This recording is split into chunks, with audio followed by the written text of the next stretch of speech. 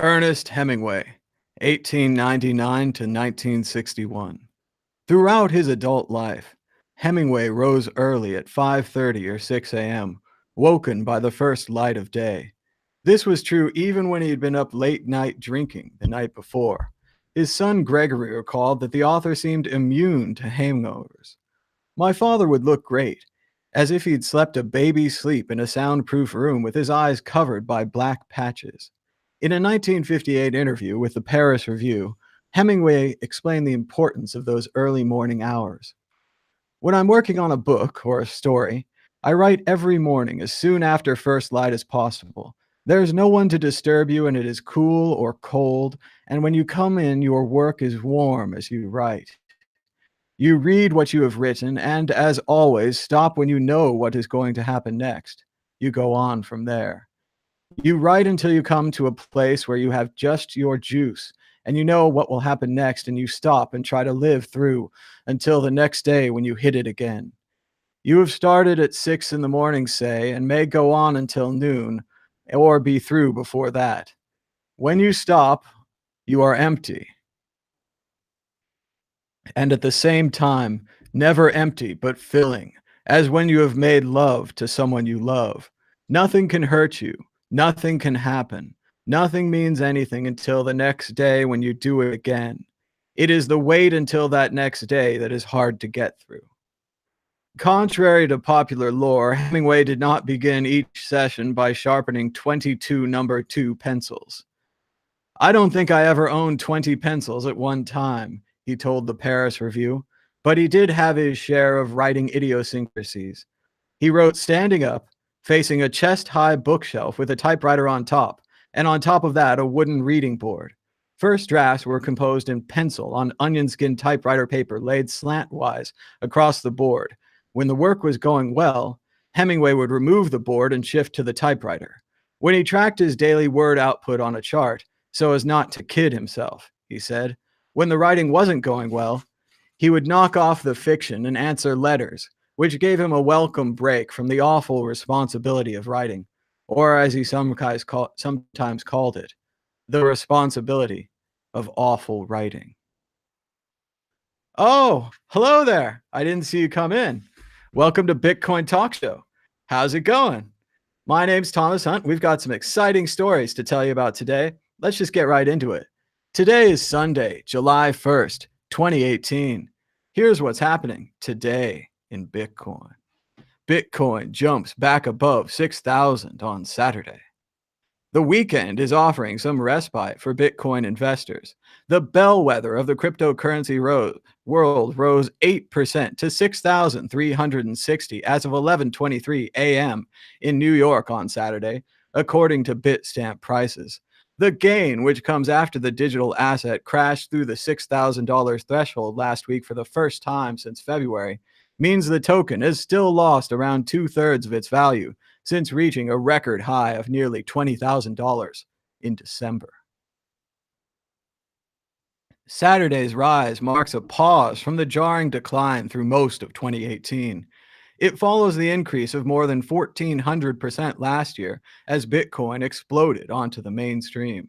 The peer-to-peer currency developed after the 2008 global financial crisis traded as little as 30 cents at the end of 2010. While it's difficult to identify specific catalysts for Bitcoin's decline, the bursting of a speculative bubble may have been at the heart of the matter, as questions about the long-term viability of the virtual currency and price manipulation abound. Bitcoin's unknown king. Kings, the magazine mystery that's got crypto guessing. Bitcoin may be global, but it's a small community. This is why a recent Fast Company South Africa story attracted international commentary, and not in a good way. After all, it isn't every day that relative unknowns get touted as Bitcoin kings on a magazine cover. In a tweet posted Wednesday announcing its June issue, the two supposed experts were featured in a story called Masters of Cryptocurrency. As Fluffy Pony said, who on earth are these people? Seriously, who are they? I've been in crypto forever and I've never seen either of them. Asking people if they know them, putting out the memes. We're going to need some more memes and maybe one more meme. Bitcoin Jesus and his disciple, Bitcoin Peter. I like this one. This is valid. Isn't that DJ Khaled and Matthew Lillard from the movie Hackers? Yeah, hackers.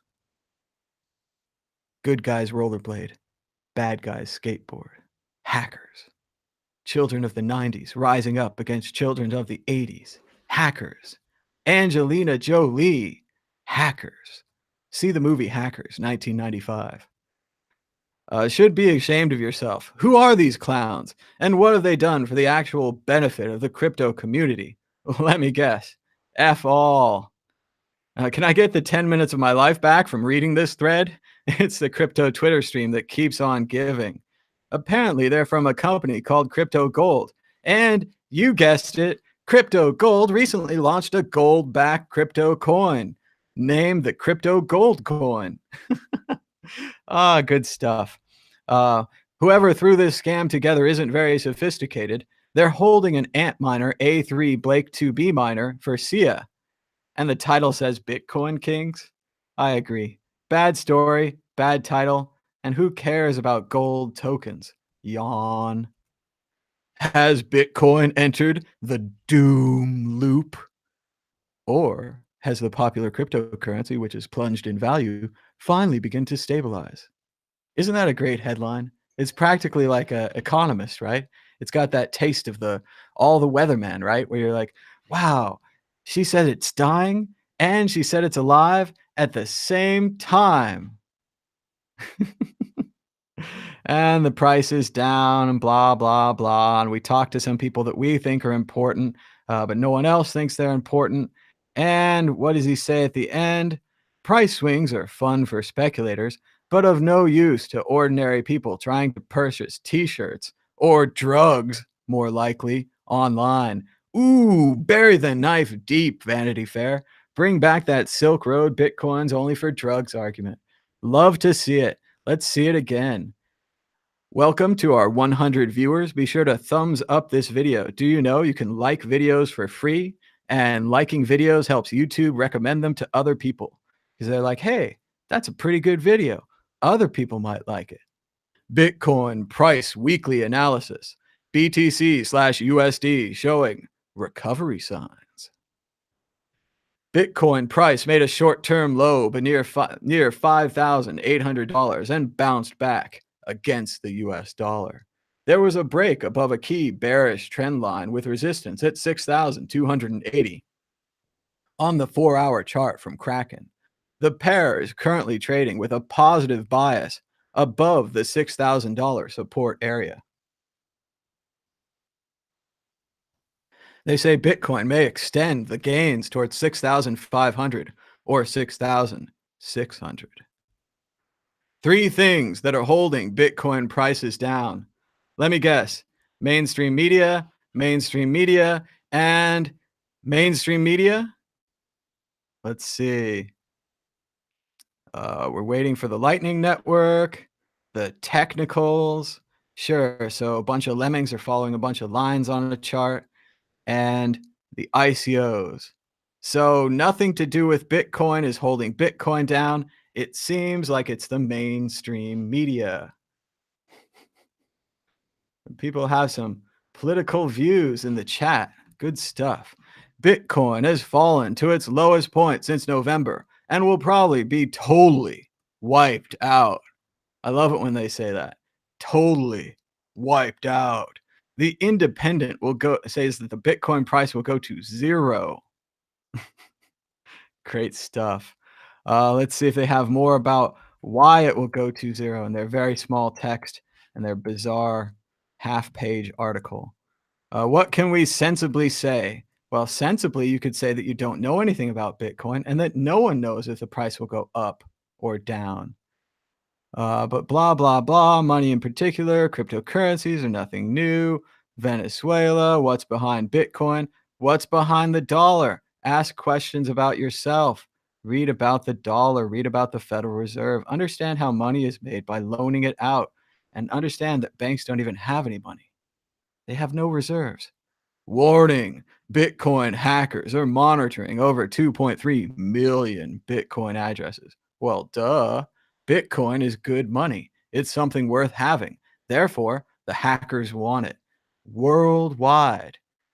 And who cares if they're monitoring addresses or hacking exchanges? They still haven't hacked Bitcoin. Bitcoin is still there, the world's largest software bounty project. If you break Bitcoin, you get billions and billions of dollars. Why wouldn't they do it? Maybe because they can't. Bitcoin futures too small to cause Bitcoin bear market. The price slide is a reaction to January's market correction. This seems fair. It went up really fast, so it has to go down to cover that going up. What goes up must come down. Then maybe it goes back up again. Local media. Floods in China heavily damage major crypto mining operator. Maybe there's another reason for the Bitcoin hash rate going down. Maybe there's a flood in Sichuan, China. The news resulted, let's see some pictures. Here we go. At press time, it's unclear what cryptocurrencies were being mined on the devices and precisely how many of them have been lost to the flood. But as you can see here, it's a virtual horror show, a graveyard of presumably waterlogged and now dead miners, dipped in sand, their cables strewn about. What a nightmare. So once again, um, it matters where you put your miners. Iceland, China, Canada. If there's extreme weather, it could affect the Bitcoin network. And be sure to stay tuned to the World Crypto Network because at 12 noon today, we've got an all new live episode of the Bitcoin News Show with the Vortex. Check it out at 12 noon on the World Crypto Network. But until then, our top story: unknown Bitcoin creator Satoshi Nakamoto might be writing a book. Okay, let's see what they got. So they say there's a cryptic message posted Friday at a website possibly linked to Satoshi Nakamoto. So already we're starting off really weak here. As you recall, there are ways for Satoshi to communicate with us. Satoshi has an email address and I believe a second email address. Satoshi also has a series of private keys, which he could use to sign his message. If Satoshi really wanted to speak to us and say something important, he would send it through one of his email addresses or he would sign it with one of his private keys. A website possibly linked to Satoshi Nakamoto seems like an incredibly weak standard of proof. The site details a literary work in 2 parts and promises to be a short story. And that's what it reads like, a short story that I don't think is that true. But I've only read the first couple pages. Full disclosure, I did receive this PDF several weeks ago. It wasn't a big story in the mainstream media, but some of my friends were talking about it, and they were pretty convinced by it. I started reading it, and I thought for sure that this was just like a novel, like a fake story, like, just a BS. But the people in the chat are all super thrilled about this. So I'm going to take their word for it, and I'm going to try to give this bizarro novel some interest and some credit, I guess. Still, for me, if I was Satoshi Nakamoto, even if I had the early private keys or if I had some other Bitcoin, et cetera, much like Prometheus, I would not come back. I would not stick my head out to get a book out there. I would not dare to expose myself to the variety of parties that wish to capture Satoshi Nakamoto. And I'm not talking about book editors here. I'm talking about dangerous people, not just the media, but people who want money, people who think that Satoshi has a lot of money, governments who are upset at Satoshi for ruining their central banking business, bankers who are upset at Satoshi for ruining their banking business. I didn't have the article ready, but I tweeted it out. There was an article recently where Bank of America said they finally admitted that cryptocurrencies are a direct threat to their business.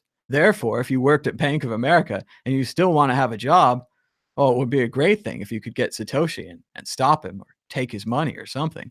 But regardless of all those logical reasons for not coming back, we've been presented with this duality.pdf, which is already that's already a creepy name. It means untrue.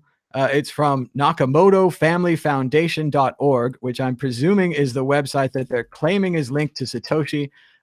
Full disclosure, I've never heard of this website before, and there is no website. It links directly to the PDF. So a lot of questions here, a lot of questions technically. Where did Satoshi register this website? Where is Satoshi hosting this website? Who is reverse engineering this website to get closer to Satoshi? And the answer is every hacker with a brain. Why would Satoshi do this if he really did? There's a lot of logical problems here, but let's give it a try. Here we go. And I'll try. It's 21 pages. I'll try to read till I get really bored or something. So, and then I'll check with you in the chat, see if you guys are bored. Here we go. Duality, an excerpt. It was inevitable. The Times, 3/9 January. Chancellor on the brink of second bailout for banks.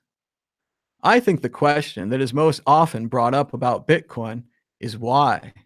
Why was it created at all? And the answer, as plainly visible as anyone else could see, is I embedded in the coin base of the first Genesis block. In creating Bitcoin, much thought went into how to integrate already existing ideas from the cypherpunk community. Ideas proposed by individuals like Adam Back, Wei Dai, David Chaum, and Hal Finney. Nick Scabo not mentioned.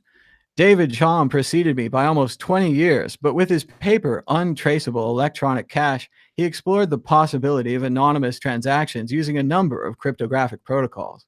Its inherent flaw, however, was that it was centralized. And like all things, people can lose trust in something that is controlled by one authority. Still, it paved the way in showing us, as cypherpunks, at least that anonymous transfers were possible. The principles for Bitcoin originated from the cypherpunks, a community I naturally gravitated to as a 14-year-old, a place where anonymity was fundamental as breathing, where in order for genuine freedom of speech to exist in an open society, one had to be able to fully and anonymously express themselves. I'm going to take a moment here to try to explain something. I know that some of you might be reading this or hearing about this for the first time, might not know, so I should state it publicly, although now it is assumed, but it has never been publicly stated before. So I will make it official. Satoshi Nakamoto is not a real name. Shock. Specifically, not a legal name.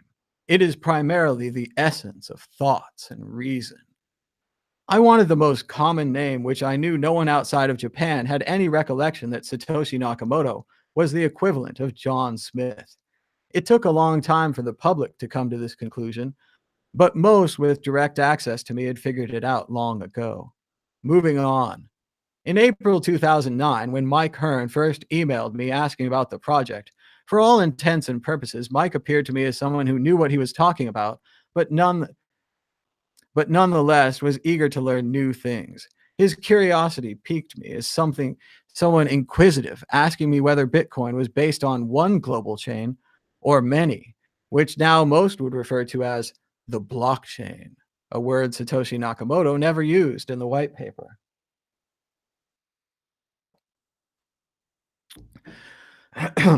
I pointed out how it was all part of one global chain, with all blocks forming part of that chain.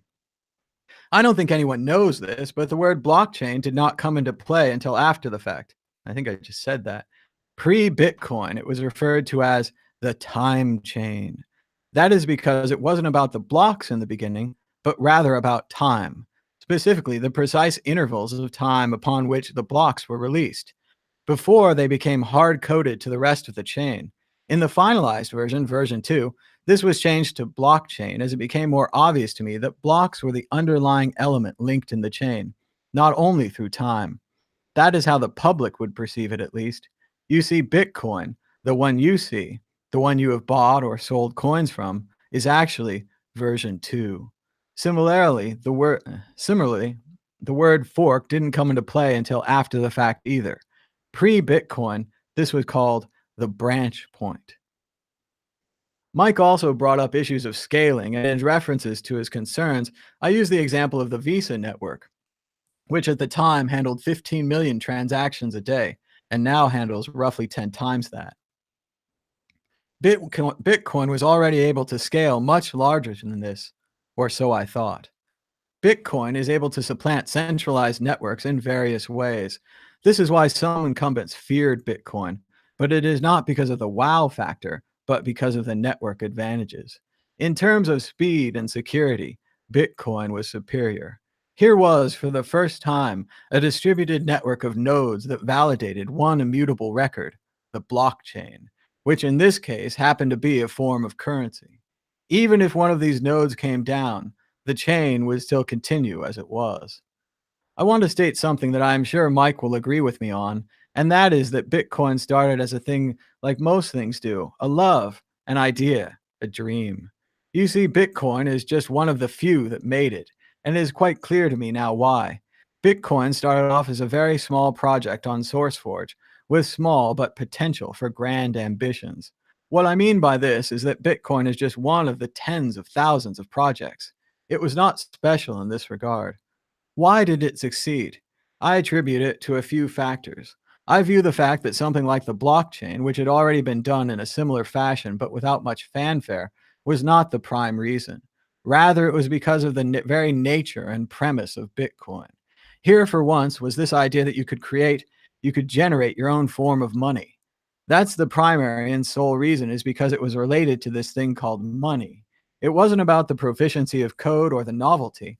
It was because it had to do with money. It was centered around money. That is something people cared about.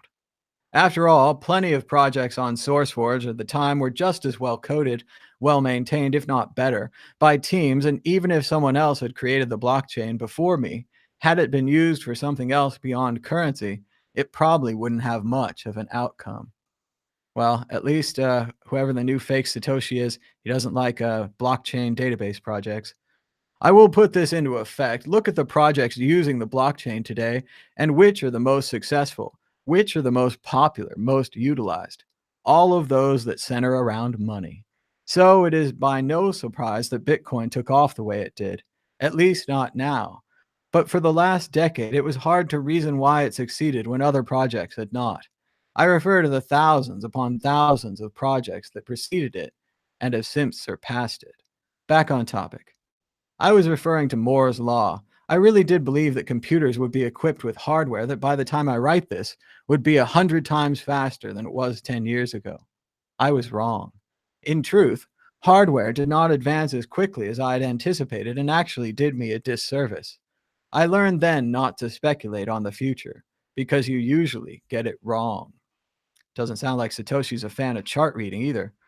Mike was one of the few individuals who saw the likelihood of ASICs, and he had smartly anticipated the possibility, as I did, of specialized hardware eventually being used to mine Bitcoin. ASICs, by definition, are custom chips built for one singular purpose, in this case, to mine for Bitcoins. Early on, at least, I wanted it to be possible for anyone using a standard PC to mine for Bitcoins. But as I soon realized, people already had begun to find ways to game the system by using specialized hardware. Still, though, for the better part of a year, I was mostly the only one using the network on a consistent basis, mining the coins myself. I mean, a lot of this could just be based upon public information. A lot of people know that Satoshi tried to do a one PC, one vote. A lot of people know that Satoshi didn't really see ASICs coming. The Mike Hearn section is really interesting because I had thought that Hal Finney and I believe a gentleman named Matthias or something like that were the first contributors on Bitcoin. Obviously, this is pretty easy to confirm. A journalist needs to call up Mike Hearn on the phone and, tie him down and see if he can confirm this crazy Satoshi story. It's pretty much all on Mike Hearn, which is a rough place for Bitcoin to be. As you guys recall, Mike Hearn rage quit Bitcoin. Mike Hearn has been involved in the R3 bank project, trying to make their own Bitcoin, which they burnt millions of dollars on and came up with nothing. So if he was so close to this original Bitcoin, It seems like his other projects would have been more successful. It seems like his contributions to the Bitcoin code, I do recall one contribution by Mike Hearn that crashed the Bitcoin network and they had to fix it. So very questionable, very possible that this could just be a story. I'm going to interject here. From the beginning, I was what could be considered the first server farm in the broadest sense of the word by sheer number of computers, which at that point, anything more than two was enough. I suspected that eventually most new nodes would be using their graphical units by the time it became feasible to mine Bitcoin versus using single purpose CPUs. And it would make complete sense if your goal was to get as many as possible. Why use a CPU when you can have a GPU do the work much quicker? CPUs is what most users had at their disposal. Gave me time to blah, blah. Okay, so ASICs and CPUs. Mike's real concern was how to secure Bitcoin and that it could be a truly decentralized protocol and what incentive users had to commit to that protocol. I mentioned to him that the fee rate was dictated by the nodes themselves, but Bitcoin itself could work without any fees at all. Okay, so he's talking about transaction rates and fees here. I think we better check in the chat and see what you guys are thinking so far. Is this the real Satoshi? Is this another fake Satoshi? Is there any reason why he would write this book? Here we go. Let's see. We had our political people. Let's see. Duality. Here we go. Let's see. Cypher. I agree it's not him, but the hope is real. And yeah, he agreed. Governments want to hurt him. Snow Crash is a better story. Let's see. Hmm. Tweet and follow pre-Bitcoin on Twitter. Oh, once again, why would Satoshi Nakamoto make a Twitter account? None of this makes any sense. Let's see. Miners are doing the job. Moore's Law. Yeah, people are saying it doesn't sound like him. I mean, when I started reading it, I was like, yeah, it's a nice novel. Like, it's a fun story. And I appreciate whoever wrote it and pranked it and made the media believe it was Satoshi. But we have a lot of Satoshi emails to go through. We have the entire Satoshi white paper. I'm sure that the professional analysts are going to do that matching thing. Why did the media publish this without doing the matching thing? You know how they always keep saying that they know that Nick Scabo is Satoshi because they analyzed all of his writing and they analyzed all of Satoshi's writing, and they do similar things like two spaces after a period, or they use certain words, or they have certain things that they do. It seems like it would take the media maybe 5 minutes or whatever to run one of those matching engines on Nick Scabo's work, or even just the white paper, and then to match it to this thing. I think they'd have a real hard time finding any matches. This just reads like a story. So he's talking about transaction fees. Again, he's all about Mike here. There's no Hal Finney. There's no anyone else. This is all pre-Bitcoin. Micropayments. Yeah, I don't know. And it's really long, so I don't think I'm going to read it all. If you guys want to check this out, it's at nakamotofamilyfoundation.org / duality. I'm going to throw the link here in the chat. Just seems really long, but I want to open this up to a Bitcoin talk show. If you've got Skype, give us a call right now. And on a World Crypto Network, all one word, you can add us on Skype. I'm going to put my headphones on and I want to hear from you. I want to hear if you think this is the real Satoshi. I want you to tell me, why he didn't use his email address, why he didn't use one of his private keys, why he created a Twitter account, why he came back from the dead to write a novel when just a few weeks ago, J.W. Weatherman told you in much detail that even someone like Andreas Antonopoulos or Safety Amos don't get any money for their books. And I can tell you that's generally true, especially if you have a publisher. Why is Satoshi leaking it? Why didn't he just go through a publisher? Why use a website that could be tracked and a PDF that could be tracked? None of this makes a lot of sense. I mean, I always like the idea of having a Satoshi, even when Craig Wright was fake Satoshi for a day there, maybe, and Satoshi, what's his name, Dorian Satoshi Nakamoto was fake Satoshi for about 4 hours. It always seems like a really good idea because we could ask him, do you have the early private keys? And maybe he's about to tell us. Let's see. So he was mining all these things. I mean, come on, Satoshi's burying the lead here. Do you have the private keys? Do you have the billions of dollars? I mean, all this talk. People have two questions about Satoshi. Who is he? And that includes background. Like, it's great. You want to pretend to be a 14-year-old kid.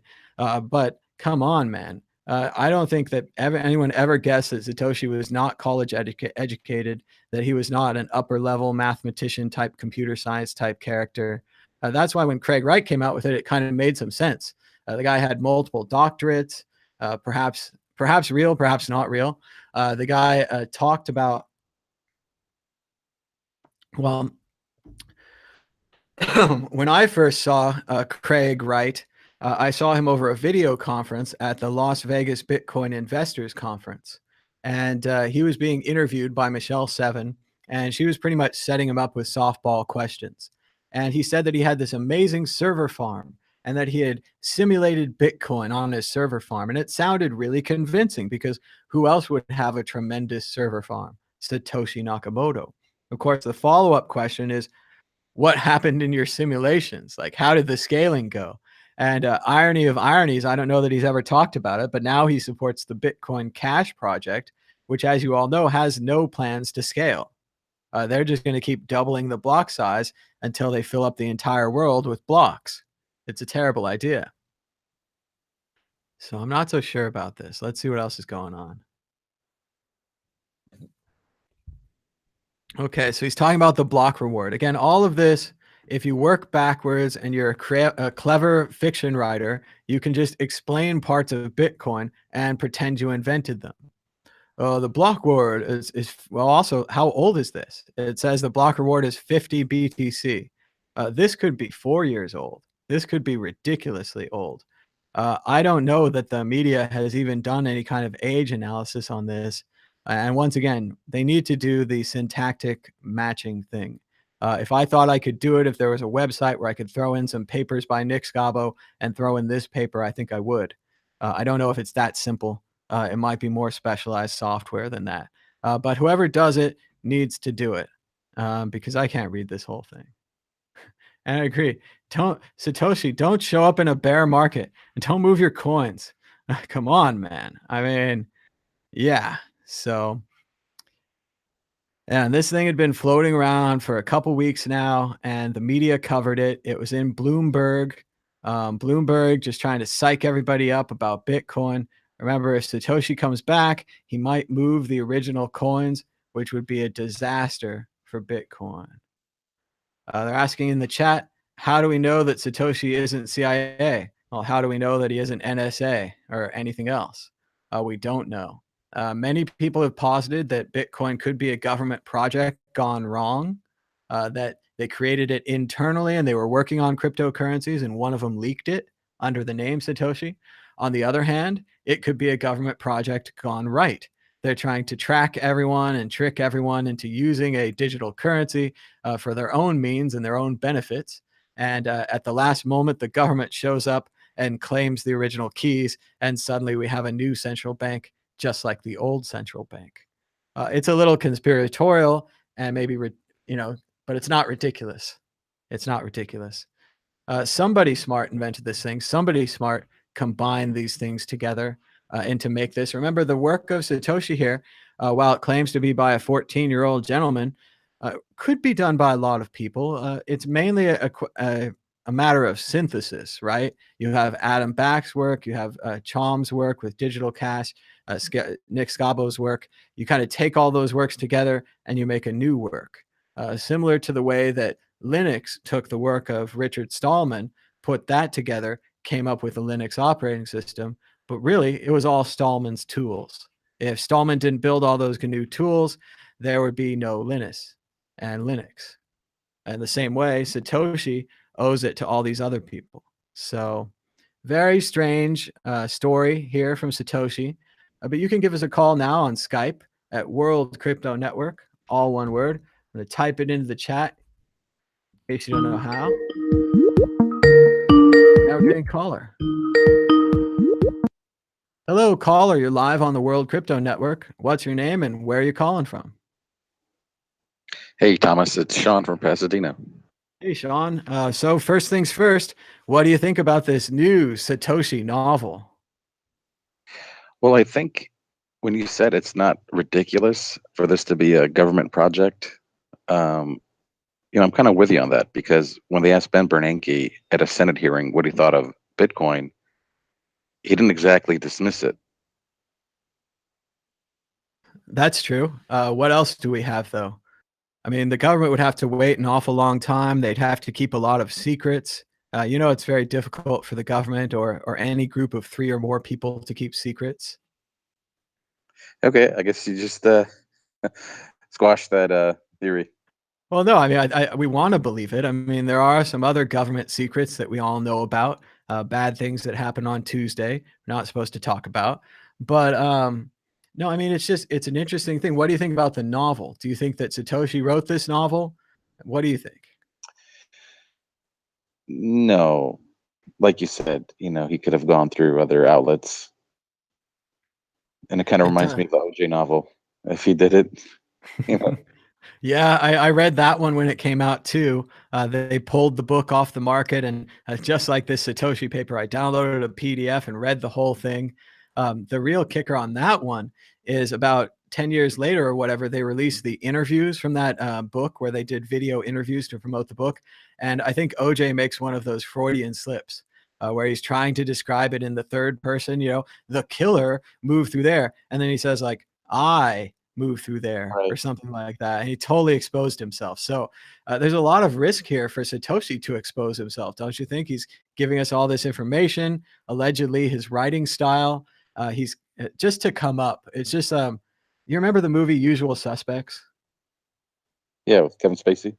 Yeah, at the end of that movie, there's like Kaiser Soze eliminate. Okay, spoiler, but Kaiser Soze has revenge on his enemies and he disappears, and they say the greatest trick that the devil ever played was making the world believe he didn't exist. And I think Satoshi has done that. Every day I marvel at the ability of us to use Bitcoin, developers to improve it, companies to form around it, and at the same time nobody knows who Satoshi is, and there's a $1 billion bounty on this question. If you're a journalist and you can break this Satoshi thing, you found $1 billion man. Like, you've changed the world. And that's why when I see this Bloomberg article, and sadly I can't show you the Bloomberg article because they put it behind a paywall or something, but this is an exact copy of it from Bloomberg. It just seems like they want to be the ones who found Satoshi, just like Newsweek wanted to be the ones who found Satoshi when they hassled Dorian, who was happy at home playing with his model trains. Craig Wright was a different story. Craig Wright came out and said, I am Satoshi, right? He wanted to be Satoshi. So it's always what they say, look at the money, follow the money. Why are the people doing this? Why does Bloomberg want to find Satoshi? Newsweek? Why does Craig Wright want to make us think he's Satoshi? Thomas, I forget which Bitcoin documentary it was, but Mm-hmm. you kind of alluded to this a few moments ago, but they concluded, well, I guess they were assuming that Hal Finney might have been Satoshi, because Hal Finney lived a few blocks away from Satoshi in Arcadia, California, or one of those Yeah, cities in a few California. few blocks from Dorian Satoshi, right? Right, Dorian. So that seemed kind of too much of a coincidence, right? It's pretty close in there. What I've found from my reading and everything is that the way I look at it is the thing to know is that there's a previous friendship between Nick Scabo and Hal Finney. So Nick Scabo is working on these ideas, and he's probably telling his buddy Hal Finney about it. So then there's like a gap, right? Nick Scabo disappears or something a couple months, and then this Bitcoin comes out, and Hal Finney sees the same ideas as Nick Scabo, and he doesn't say, hey, you stole my buddy's ideas, or maybe I should tell my buddy about this or get him involved, right? He just joins up and helps. Hal Finney blindly helps Satoshi. Either you have to look at what are Hal Finney's motivations. Either number one, the project is the most amazing project he's ever seen, and he just single-heartedly commits to it. Number two, he knows Nick Scabo, he knows who did this, and he's helping out his friend. That one works for me. That makes a lot more sense than Hal Finney having undying dedication to a project that looks like a copy of Nick Scabo's project and doesn't mention him in the white paper. Even this so-called novel thing is full of Atom Back and Wei Dai and Chaumian Cash. There's no mention of Nick Szabo, and hash cash was important to the founding of Bitcoin. A lot of the important Bitcoin ideas come from Szabo. Szabo, he disappears from his email address for a variety of time. They did the syntax matching on Skabo's work and the white paper and the Satoshi emails and so forth. They match. Personally, I met Nick Szabo at the Miami Bitcoin conference a few years ago. I was talking to him and I thanked him for his work on the Bitcoin project. And he kind of looked at me with a twinkle in his eye and he said, I had nothing to do with that project. And, we're drinking whiskey and so forth, but I didn't really believe him. I'm not going to press the guy. He's a hero of cryptography and everything. I'm not going to give him a hard time, but yeah, I'm still with Nick Szabo on this. It's been there a long time. I'm not trying to pressure him. I think if he can manage to get through this anonymously, I'm going to support him on that.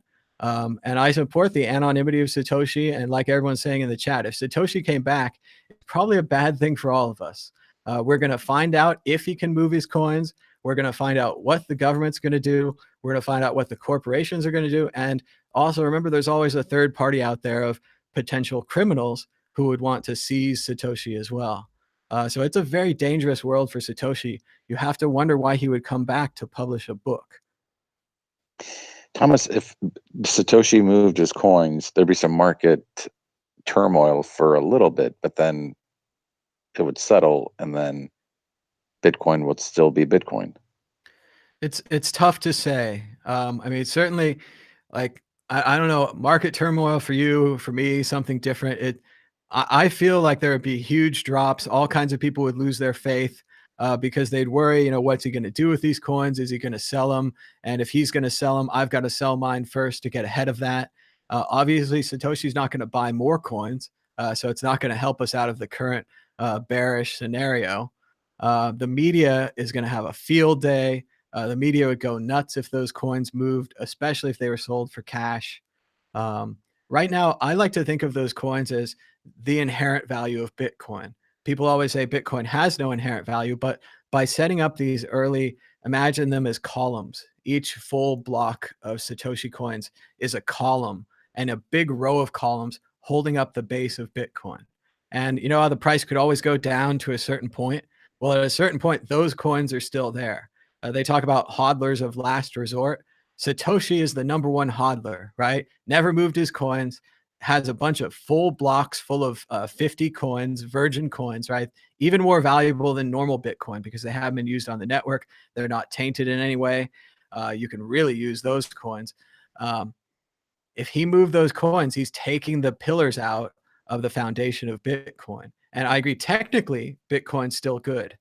Technically, the project's fine. Satoshi moves his coins. It doesn't break the addresses. It doesn't break the encryption or anything. But what it does is it breaks the faith. Right now, there's this faith in the invisible Satoshi, and there's this faith in the unmovable coins.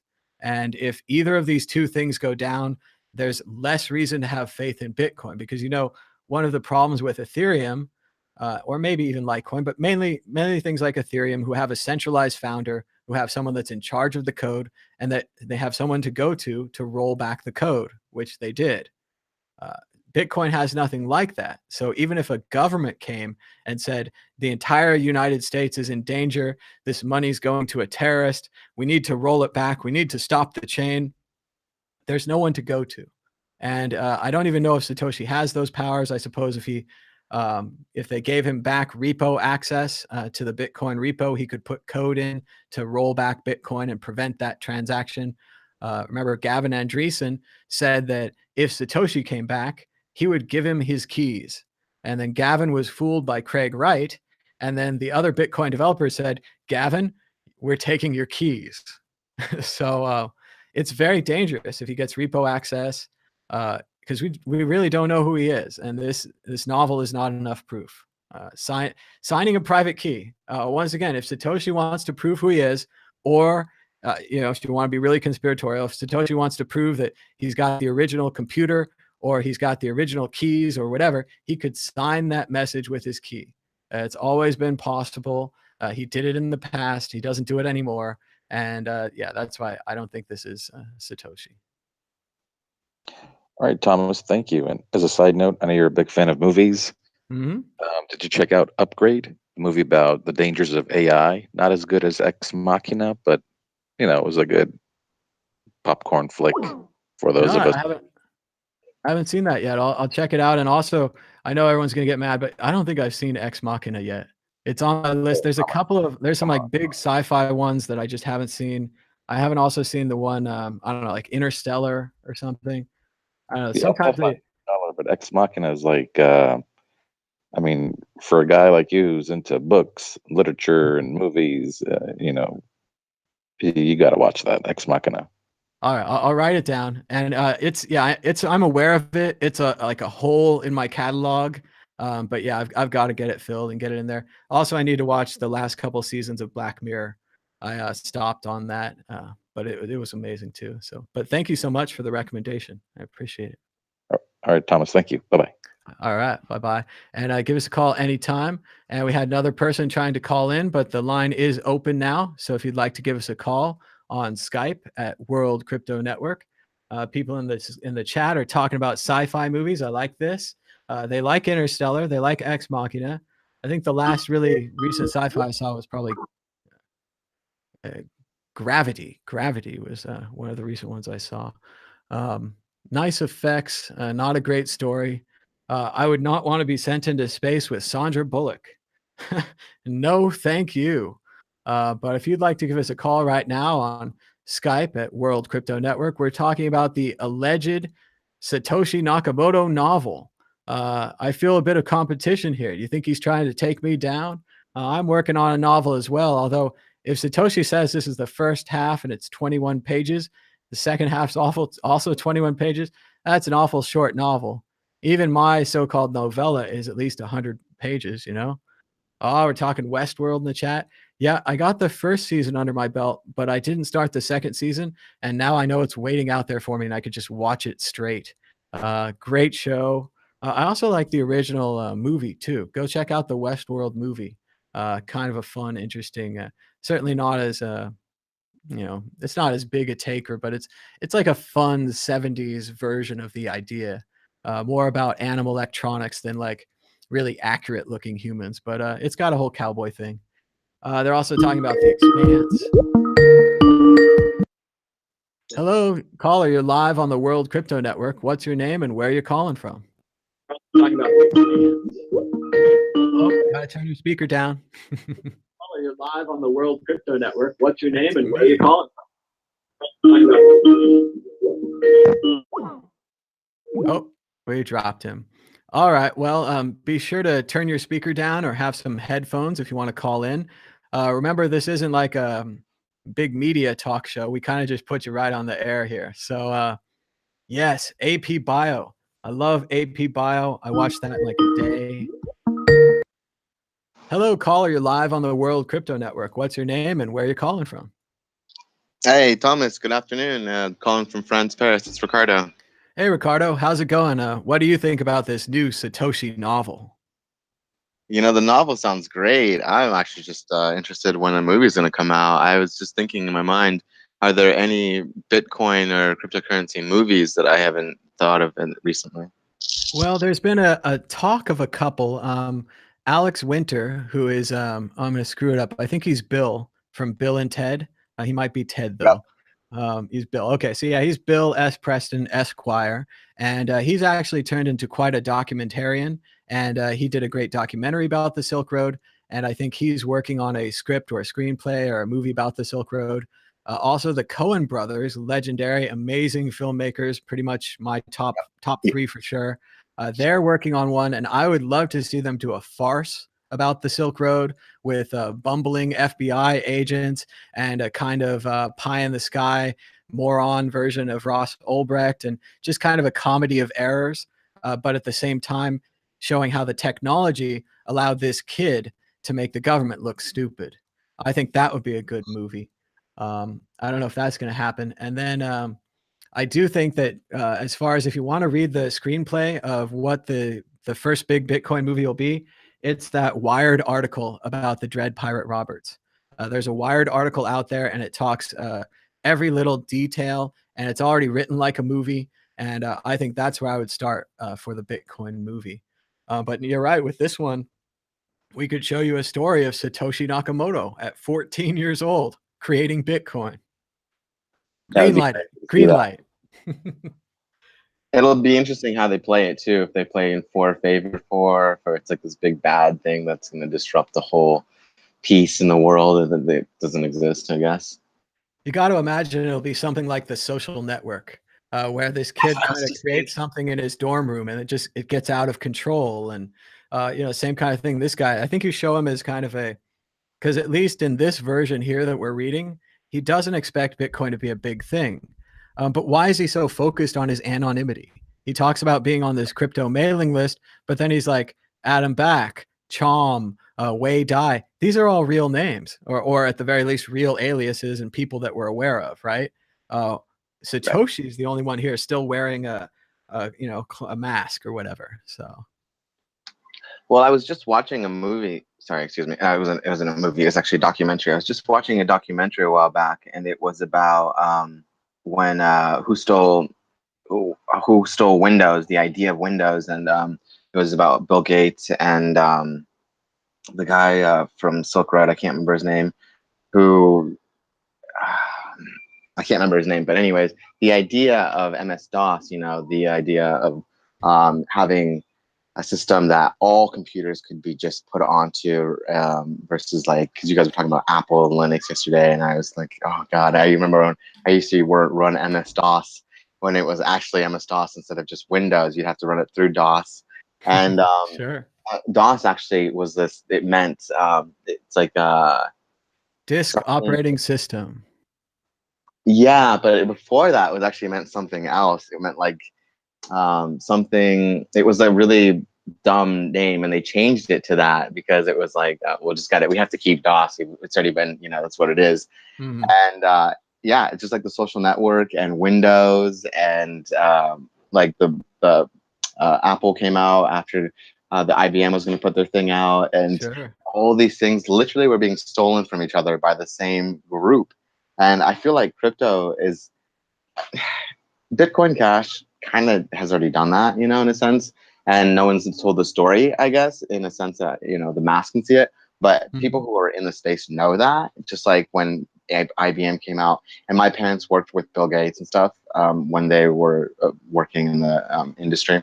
But they would talk about stuff all the time, and I would just listen. I didn't know what was they were talking about. But it's hilarious. Well, not hilarious, but it's funny to see that all these information is just being kind of stolen, but at the same time, it's also being shared. So it's like, I guess you kind of got to give it up for Ver for creating his own coin, because that's what the idea of cryptocurrency and being decentralized is, peer-to-peer, that you create it. But the way he took the name was just so wrongful, So it's weird how it all in technology does that. Well, it's funny because it reminds me of books or movies or comedy or music where everyone is building on everyone else. And I was just reading in the Robin Williams book yesterday that he was accused of plagiarism many times. And the way Robin's mind would work is you'd tell him a story or he'd hear your comedy routine. His mind would think of a better version of it. And later on, he'd forget if he created it or you told him about it. And he didn't mean to do this. He was just, riffing. And he had to pay a lot of people, and he was super embarrassed by it. Just like in this, computer science seems just like writing or anything else. Everything's built on top of someone's ideas. As much as we want to say Satoshi or Linus is an amazing person, they really put together other people's ideas into a more coherent form or superior product or whatever it is. The same way Facebook took the idea of the social network and made it better than MySpace and better than Friendster. Uh, Similar ideas, nothing that unique. I mean, when they were all on the market, you would compare them and you wouldn't see that much a difference. So it is interesting. And also with the DOS thing, at least from what I've heard, or at least seen in movies and read about, Bill Gates bought DOS from some programmer for like $500. It's one of the greatest deals ever. Then he goes to IBM and he says, instead of just selling you DOS, I'm going to license you DOS. And every computer you put DOS on, you're going to pay me a licensing fee. And that right there is the genius of Bill Gates. Put everything else aside. That's the best deal in all of history. IBM, this big giant that could have just gone to this DOS guy directly and given him $1,000 or whatever, ends up making this huge deal with Microsoft and pretty much sets IBM back forever, as far as I can see. Yeah, that's right. So the documentary I was watching is called "The Man Who Could Have Been Bill Gates," and his name is Gary Kildall, excuse me, Kildall. And I watched it on Cold Fusion. If anybody's looking for it, you can just YouTube it. But so he was doing something else in computers. I think he worked for Xerox, and Bill That's Gates. hilarious if he worked for Xerox, because they had the mouse and the graphical user interface. And I told this story yesterday, but I'll tell it again because it's my favorite. Steve Jobs was mad at Bill Gates for stealing from Xerox, and Bill says to him, he says, "I figure we both have this uncle named Xerox, and when I broke in to steal his television, you had already stolen it." Like, Bill really got him with that one. I mean, It's true. I mean, and like, just like with cars, and you see about this all the time. You see car makers using other engines to make it better. They take apart an engine, and that's what IBM first did. They literally created their computers from. They had these massive, massive computers, and they wanted something small like the Apple. They wanted a personal computer because it became huge. And so they did. They created a computer, but it was with all these random parts and different people's parts in one computer, but they didn't have an operating system. So they created DOS, and DOS meant, I swear, it means like dirty something. I mean, it's just something dumb, like hurry up and get it done, And yeah. 3 letters. And so what happened is when they finally did release it, Bill Gates had already gotten control of it because the Gary Kildall had no time to meet with IBM, and he was flying a plane or something, and his wife met the people and were talking to him, and they asked his wife to sign a non-disclosure agreement, and because they didn't want anybody to find out what they had talked about, because they actually didn't want to go with him. Bill Gates contacted them, and then he backdoored and got his own thing because Gary missed his opportunity and his wife wouldn't sign this, and it created this huge mess. And it ended up, the guy ended up getting in a bar fight like years later, and he got like he got in a bar fight and had like died from a concussion or something. And it's just so crazy. Yeah, man, you gotta watch this. That's like Marlowe, right? The author who was around the time of Shakespeare and they think might have written his plays. He wrote Faust, of course, and Really? Marlowe was killed in a bar brawl, and he might have owed someone money. He was a character, but yeah, to lose such a great mind that way so quickly, what a bizarre story. And so he ended up going crazy because you're in a time when computers are blowing up, so you see it everywhere. And he had all these issues when they became like as he went on, and he became an alcoholic. It's just crazy. So Devastating. obviously we're not there with Bitcoin yet, but it's insane how it's slowly starting to flower, and all these things are starting to happen with not only like the actual technology, but in the world and its story, because cryptocurrency each has a story behind it. And Bitcoin is it. We're in it. We are in it, and this is it's great. I'm kind of just thrilled to see how things are changing. And I feel like the public is starting to, the private personal user or listener, the content creator is starting to wake up and realizing how much power they have, and all they have to do is just speak out, or create, or take the time to educate themselves. And just doing that with the power of the internet, you could do anything. And so I think we're in a time when things are changing. The mass have a lot more power than they've ever had. And if people don't realize that this is going to be, their chance to I don't know, make the equation equal, like in the Matrix or something, then we're forever lost. I love that ending scene of the first Matrix where he calls the computer up on the phone and he reads the little speech, we're coming for you or whatever he says. That was a great I always ending. wonder, who is he calling? And then you're like, is he calling me? Is he supposed to be calling you? But he's calling the Matrix. Yeah, he's calling the AI directly. I always saw it as, yeah, the Mr. Smith or the core of the thing. And of course, we could imagine our own second and third Matrix movies much better than the actual ones, if you just take the first movie. But it is really exciting to be in unfolding history like this. And I'm reminded of how just a few years ago, I was walking around with my new second generation iPhone, and I was kind of worried about everyone stealing it from me because it was so expensive. And then I found it so useful that I didn't want anyone to take it from me because I loved it so much. And that was me then, right? And it was pretty early. And then now everyone has an Android or an iPhone. Everyone has this wonderful, precious, and they don't want to steal mine anymore because they all have one and they all love theirs. And that was just a few years ago. This is, I mean, I hate it when Apple's going to release that update and I'm going to find out how much I use my phone. And I'll bet it's going to tell me that I check Twitter like 50 times a day or something. It's going to freak me out. But that just shows you how the phone got integrated into our lives. And if we look at Bitcoin, we're like right now, okay, some of us are into Bitcoin and we're speculators and we're libertarians and we're cypherpunks and we're speculators, but we're crazy early, right? 5 years from now, 10 years from now, Bitcoin will be integrated into every part of our life. And you'll just be like, oh, of course I use Bitcoin. Of course I have my subscription services in Bitcoin or whatever it is. Don't you think? Yeah. I think that it's exactly when people compare it to the internet, it is the idea of the internet. It's not the same at all in the same content, but could you imagine life without the internet? And furthermore, when you were talking about your iPhone, this reminded me back in 2001 or two when they had those little Nokias, the little green screens or the little black and green screens. And I was one of the first people in my high school, because I had a job and I had to call my parents all the time to work. I had a track phone and it was like this prepaid phone and it was free texting, but like so limited people had a cell phone back then in high school when I was in high school that And you're talking texting with a 9-key keyboard, right? well, I could do it with one hand. It was great while you're like listening to the teacher. But there were so few people that had it. So we would be like one person to 10 or 10 people to one cell phone. Like, can you text this person? This person, it was just like, it was the before anything. And now you can't ride any public bus, train. You can't get on a plane. You can't get anywhere in public without seeing somebody looking at a screen or pretty much everybody looking at a screen. It's ridiculous. I kind of find it funny when I'm in Paris and on the train, on the bus, I'm just like, you actually look up and it's like, whoa, could you, man? It's just weird.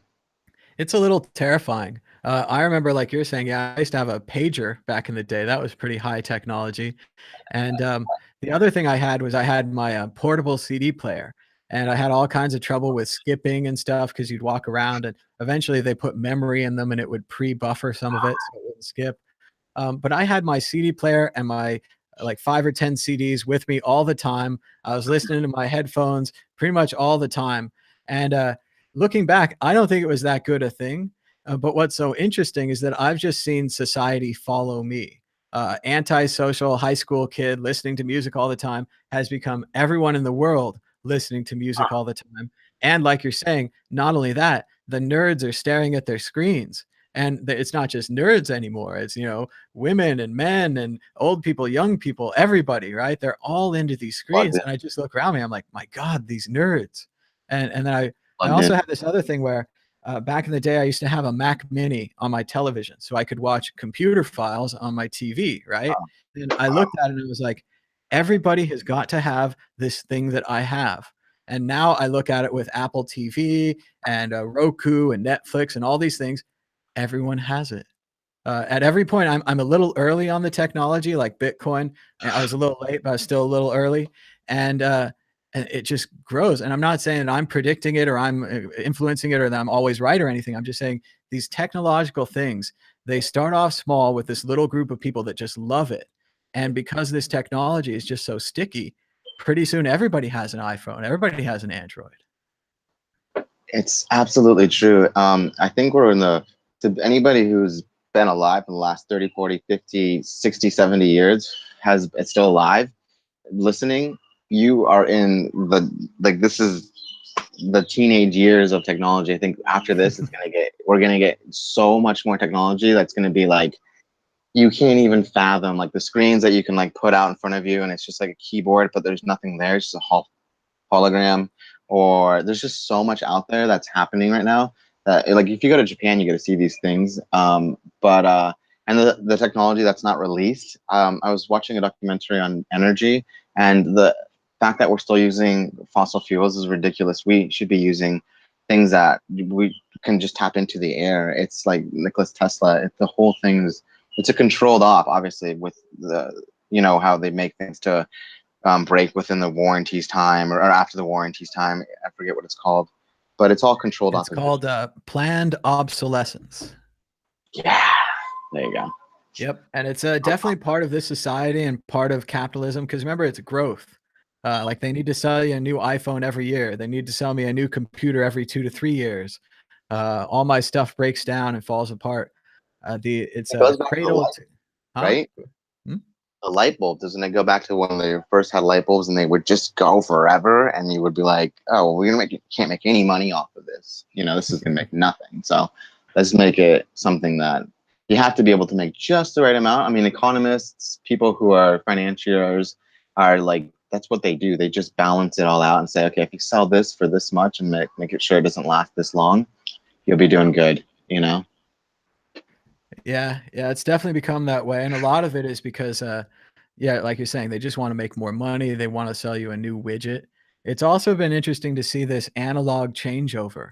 When I was a kid, you know, we had records and cassette tapes, and then we got CDs, and that was digital, and all the records and cassette tapes went away, and, it's been pretty amazing watching it, change, from and, you know, digital file, you can just download the movie now, you can stream it. You don't need a DVD or a Blu-ray, although I still do have some.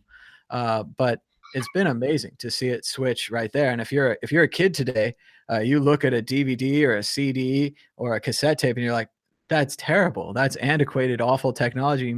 You mean you could only have 10 albums with you at a time? You couldn't just pick the song you wanted, and you couldn't get any new music on your CD player. Your CD player only had what you had with you. So it's a big change for people that live through it, and then people who are Absolutely. It's there it is, sorry, the bells. It's 7 o'clock there. 7 o'clock in Paris, and they're ringing the bells. That's what happens, man. There's bells and churches every street corner. There's more churches here than there are Starbucks. I'll tell you that much. It's ridiculous. But yeah, this whole time that we're alive to be in it. I mean, like, I was just, because I've been watching Westworld, and I just started season 2 last night, and I like. All right, no spoilers, no spoilers. No, see, I'm not spoiling anything, but I'm not. I'm gonna. I'm not gonna talk about the people or anything. But the idea of what's going on, and that that people are literally leaving reality because everybody's just like so boring and right now, so they have to go into a higher level of, you know, entertainment and connection Mhm. to, through technology, to feel real. So that blows my, I mean, it's just like, it almost makes you think this, we're already there. Like, people, they're so connected on their phones. No one talks on the phone or on the buses and trains anymore. And I remember when you used to get on the bus and no one had a cell phone. I mean, it wasn't like we were all talking to each other, but it was completely, the energy was completely different and raw. And I mean, I grew up in America in the 90s. So in Portland, when it was, before it was Portland, and it had such a good vibe. But at the same time, it's just like you see how technology really kind of sets us apart at the same time. I mean, yeah, we're gonna have Bitcoin, but like, it does kind of separate us, even though it brings us together in a different sense. It's so weird. There's a story that I heard about a man who got out of prison after a long time, and he looked around and he saw all these people on their screens, and he asked his daughter, he's like, "Why are they on the screens all the time?" And she had to explain to him that they had the whole world in those screens. And that's really the way I feel about it. I could be looking at my screen, reading Google News, reading a Kindle book, or I could be playing pinball. You know, I mean, it could be doing great things. I could be reading gossip. I see a lot of people on their screens loving Instagram. I saw Yeah. one girl at like a concert or something. She was looking at nothing but Instagrams of pictures of people's painted nails. That's what she was into, picture after picture. And again, the internet, it specifies that. And I think that's part of the addicting part, is that, you know, right here, you can listen to this Bitcoin show as long as we go. And then there's another Bitcoin show and another and another. and you'll have no trouble finding enough Bitcoin shows to listen to all day. And it didn't used to be like that. If you were into some obscure sport or something in the 90s, you couldn't find information about it. I used to have to get like Starlog magazine to read about Star Trek or the new movie or whatever, and that would come out every month. And there'd be nothing in between. They wouldn't put anything on their website because they didn't have a website. Right. Websites. What is that? I mean, now everybody has a website. It's ridiculous. It's at the same time, we're just moving into the next generation of technology. It's so weird. It's the idea of having like central heating in a house through like electronics and having just all these things, and it's becoming we're so comfortable that we're not comfortable. Do you know what I mean? Like we have to have our comfort to be comforted. You know, you can't just like, if you go somewhere, as an American, I do this because when I first started traveling, I used to bring like everything. And I was like, and people would look at me in hostels and they'd be like, that guy is definitely American. He's got like 4 sets of clothes and stuff, you know? And at the same time, it's just like, we also need to reconnect to who we are as people. And I think Bitcoin's going to do that. I really think that's going to happen, because if people don't start talking to each other in public about this, and people don't, I think that content is great, but if you don't go out and face your public, the people, those, I mean, even the people on the street are your public. Even if you want to reach somebody out in Europe or America, and you're like in a big state and you want to reach the whole state, but you could still just go out and talk to somebody in your city and be like, listen, what do you guys think about Bitcoin? Do you guys own Bitcoin? If I gave you some Bitcoin, what would you do with it? You know? And it's kind of interesting because people realize we're so separated by technology, but even though it's bringing us together, it's its own demise, in kind of sense, I think.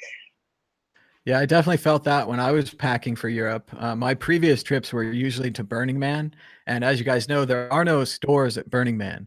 So if you forget a heavy coat, or if you forget shorts or a chapstick or whatever, there's nowhere to buy it. Europe was actually the opposite. I brought way too much stuff. And then as I went town to town, I bought more stuff. So yeah, it's definitely an American thing and an over preparation thing. But it's interesting to think about the Matrix and all these things, like you're saying. A lot of people posit, or I've read that it's possible we're already in virtual reality, and that maybe each of us is being tested, and that this whole life is just a test, and that we're going through the whole thing. And when we get to the end, it'll be like the game Roy in Rick and Morty, where it's like a virtual life, and you just take off the helmet, and you're like, oh, how'd I do?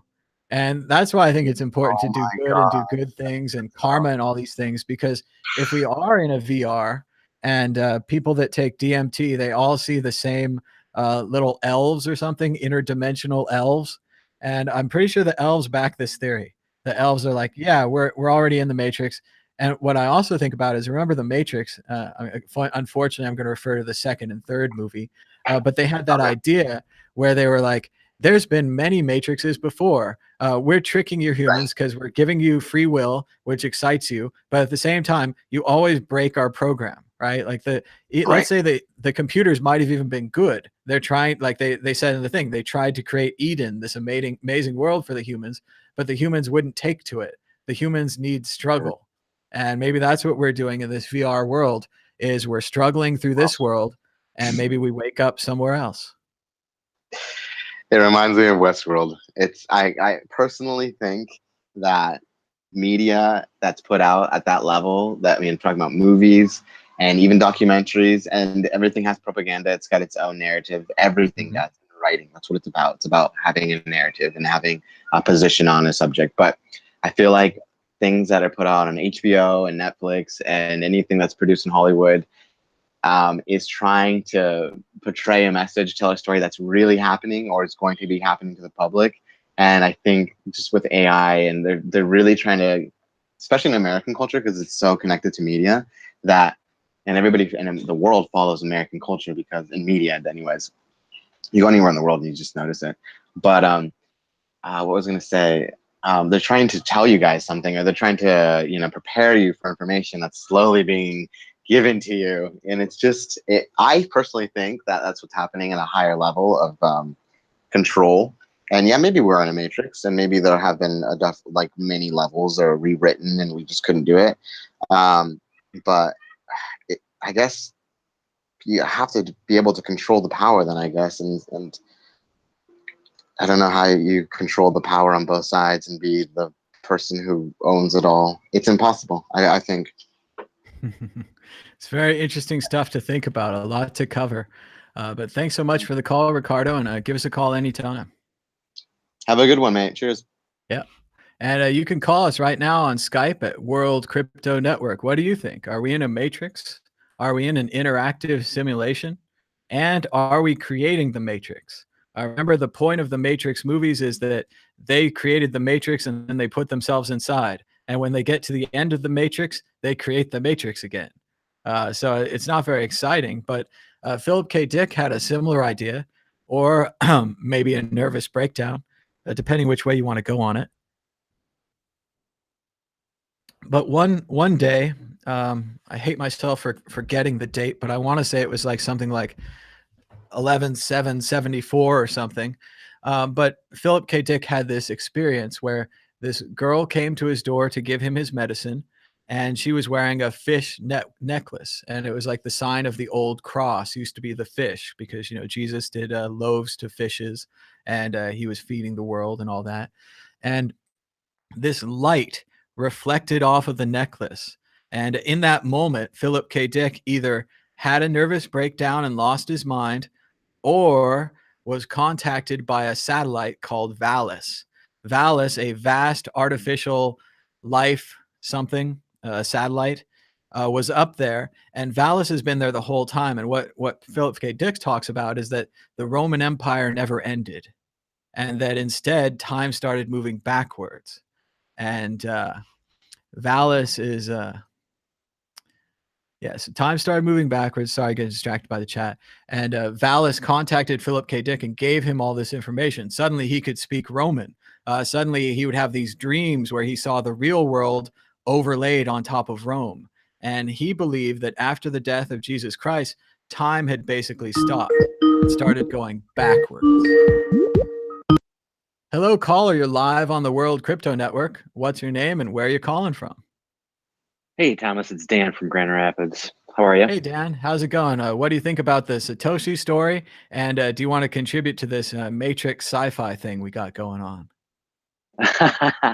Well, I haven't been listening for long. I just woke up, so I'm not sure what the Satoshi story is, but the Matrix thing, I can't remember the saying, but all the philosophers in all the world, I don't know. It's how many angels are in the can fit on the head of a pin, Sure. I think it's interesting. There are more things in heaven and earth than dreamt of in your philosophy, right? Thank you.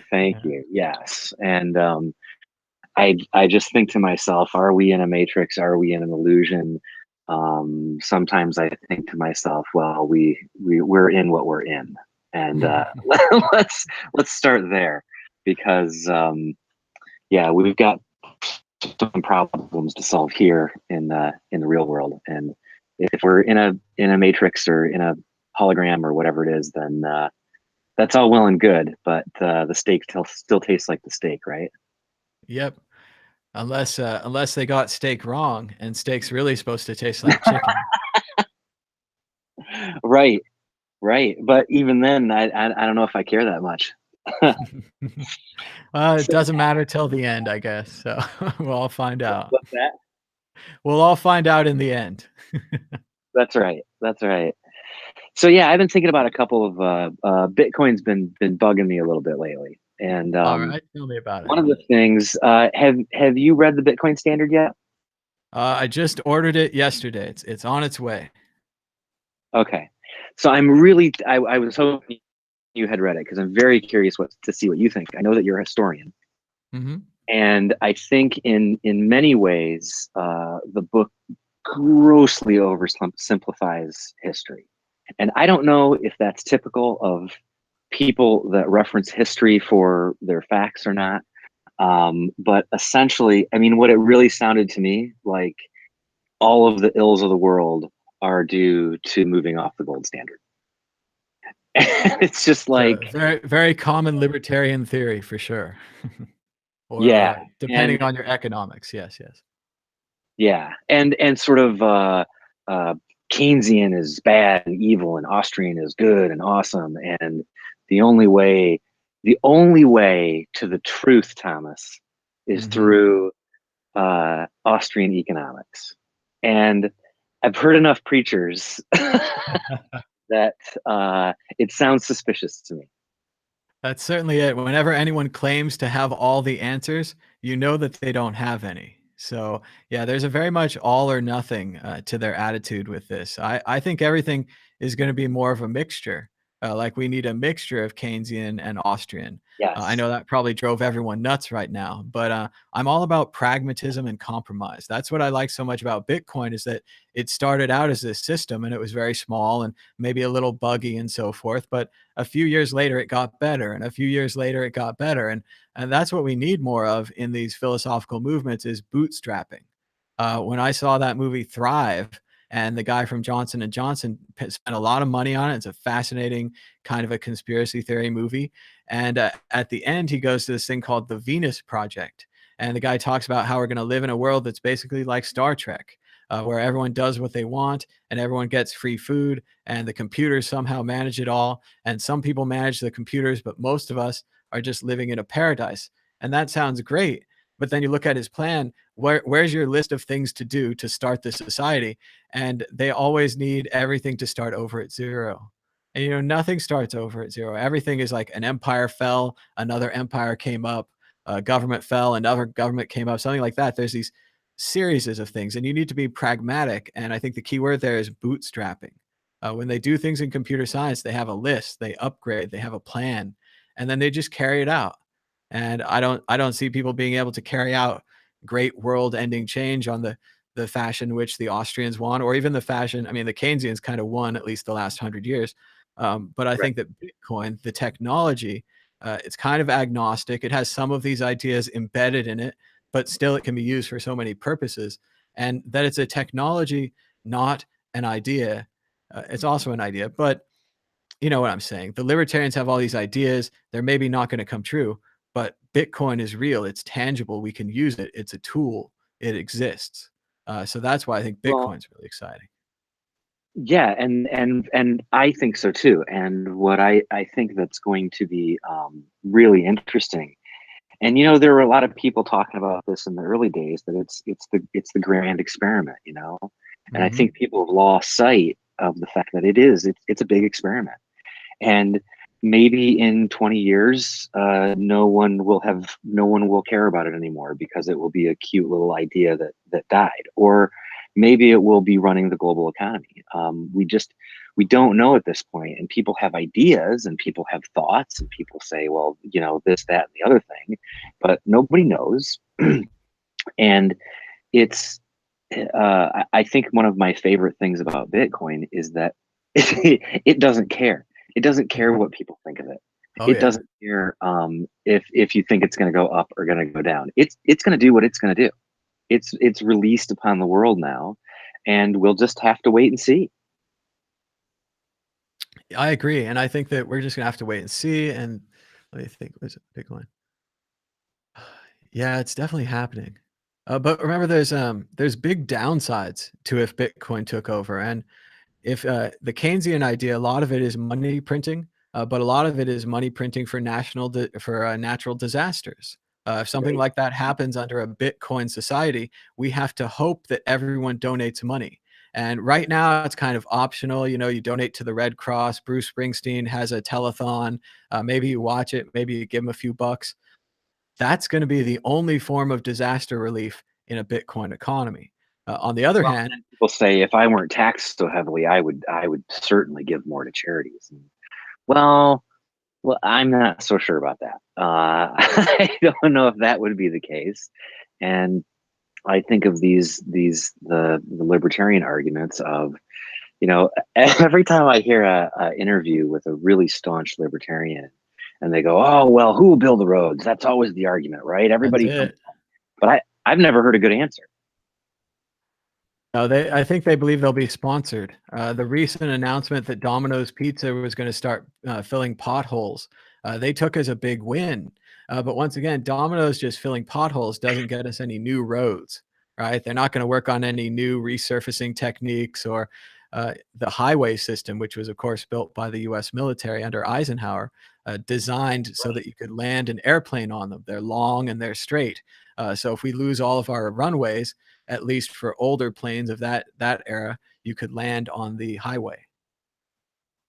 Well, yeah. So I think there's a lot of holes in that, but you know, the other thing in Bitcoin that I have been thinking about is Bitcoin maximalist, and this kind of bristliness that people have against Bitcoin maximalists. And I think that I've kind of identified an issue, is that I feel like the maximalists, they're looking for debates more than discussions nowadays, and they really cannot wait to interject their intelligence into a conversation, right? And I give you some examples, and I don't know if this is okay or not, but I go for it. so who was it? Doug Polk was on Tone's podcast, and they were talking about the bet that was lost, and Doug was just on there to have fun, right? He was just having a good time. He had just lost 10 grand, and he was just there to chit chat.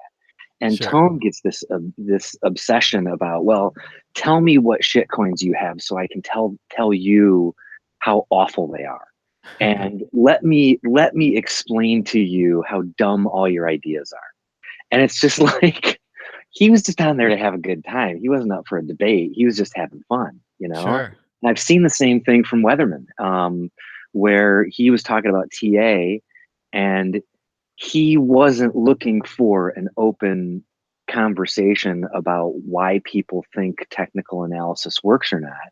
Mm-hmm.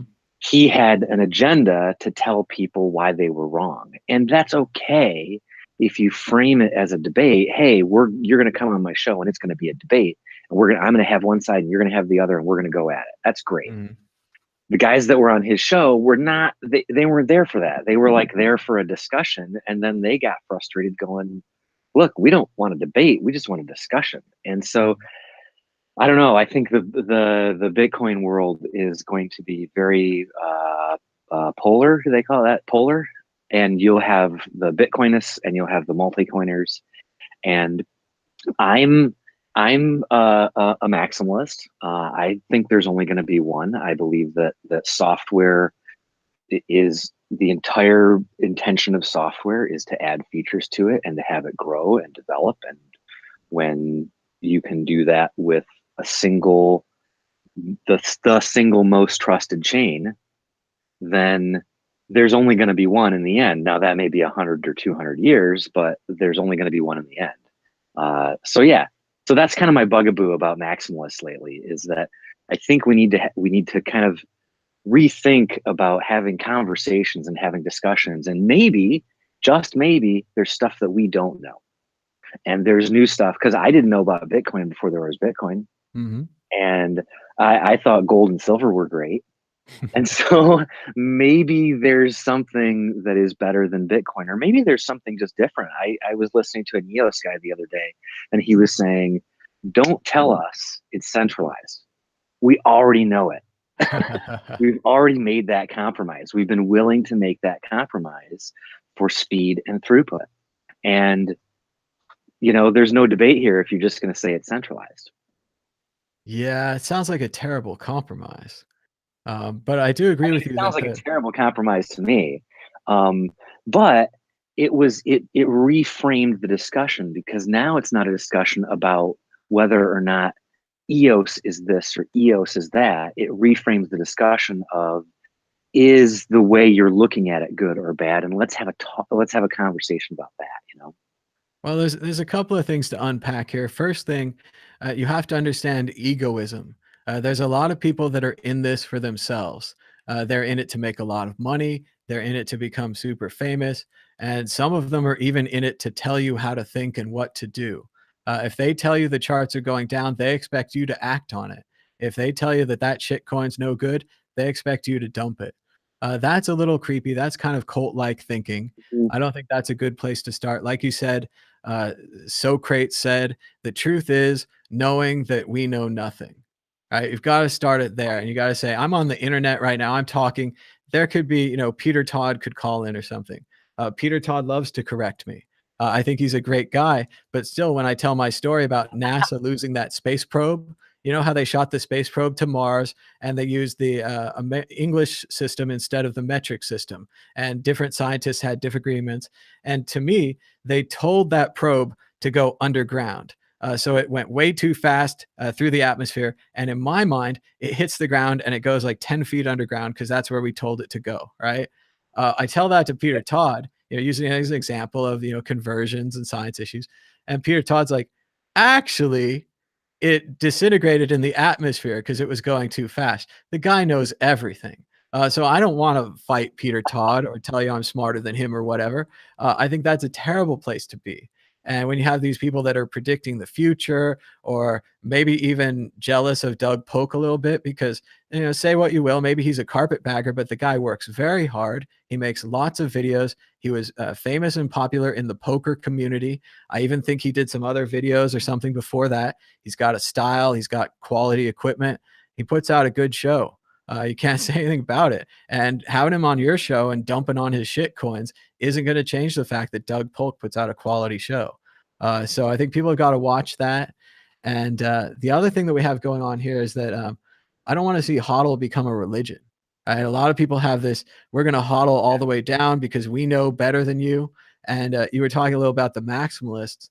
And what I was reminded of there is one of my favorite movies, High Fidelity. Where the guy, he kind of pushes back against these record clerks, right? They work in the record shop and they tell you what music is good, right? Because they work in the record shop. And he says to them, you guys feel like these unappreciated geniuses because your taste is so great that when someone else comes in and tries to learn something or tries to express their own taste, you shit on them. And they were like, yeah, so like they didn't care. And I think part of the maximalist attitude is that Bitcoin is so great, Bitcoin is so important that of course I'm going to shit on your other projects. Of course I don't care. Right. And part of this whole sound money thing, if you think sound money is really important, and I do, I think it's interesting. I'm interested to see how our society develops under sound money. I think there's upsides and downsides. I'm not saying that it's the only way to go and we have to do this if we want liberty, but other people are. I see it as 99% Bitcoin, 1% altcoins. I think they're interesting, but they're just so much smaller because the Bitcoin goal for me is so much bigger.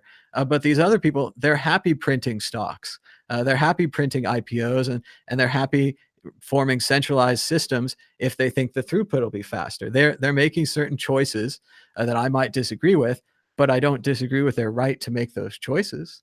I'm not saying not that a disrespectful disagreement. Mm-hmm. Yeah, well, and I always try to devil's advocate things or understand people from the other side, like even Bcashers. If you got fooled by Bcash, maybe because you're not a computer scientist and you're not into computers and you're more of a libertarian, and they said that it's more like the original system, and you check that out and you're like, that's true. And you said that they only made a small change, and you're like, that's true. And you say that they have the same name, and that's kind of true. There's a lot of kind of truth there.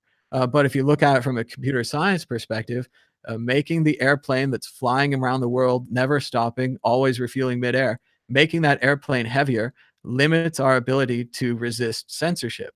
If a Bitcoin node is no longer in everybody's house in the world, but suddenly only in 9 data centers, I only have to blow up or take over those 9 data centers to get control of Bitcoin. So if you're centralizing it more, you're going to lose censorship resistance. I was listening to some Bitcoin, not to dig on Bitcoin Cash, but I was listening to some Bitcoin Cash podcast, and one of the things they were going through was the block sizes, and people complain about the network propagation, and of course, when the block sizes get big enough, you're not going to be able to run a node if you have some lame Comcast connection. Mm-hmm. And I thought to myself, I think like half the people in the US have some lame Comcast connection. And if that's considered lame, then we're in real trouble because, I've got 100 gigs or something of my monthly connection, and then I'm done. Yep. If 3 days of Bitcoin Cash node propagation is going to bury my connection, that's going to be a serious problem. that is a very serious problem. Well, and wait till Comcast installs the fast lanes and they put Bitcoin in the slow lane. And if you want to have Bitcoin in the fast lane, you have to pay for it. Yep. Yeah. So, the other thing that you mentioned that's been bugging me lately is the hodl religion. Mhm. I actually think hodling did some, I wouldn't say damage to the Bitcoin network, right? Because the Bitcoin network doesn't care. Damage to the ecosphere, because the people that were hodling, because you hodl not just on the way down, but on the way up too. Yep. The people that were hodling all the way to 20,000, they had this religious belief that they have to hold on to everything and not sell anything. And I was in that camp too. Mhm.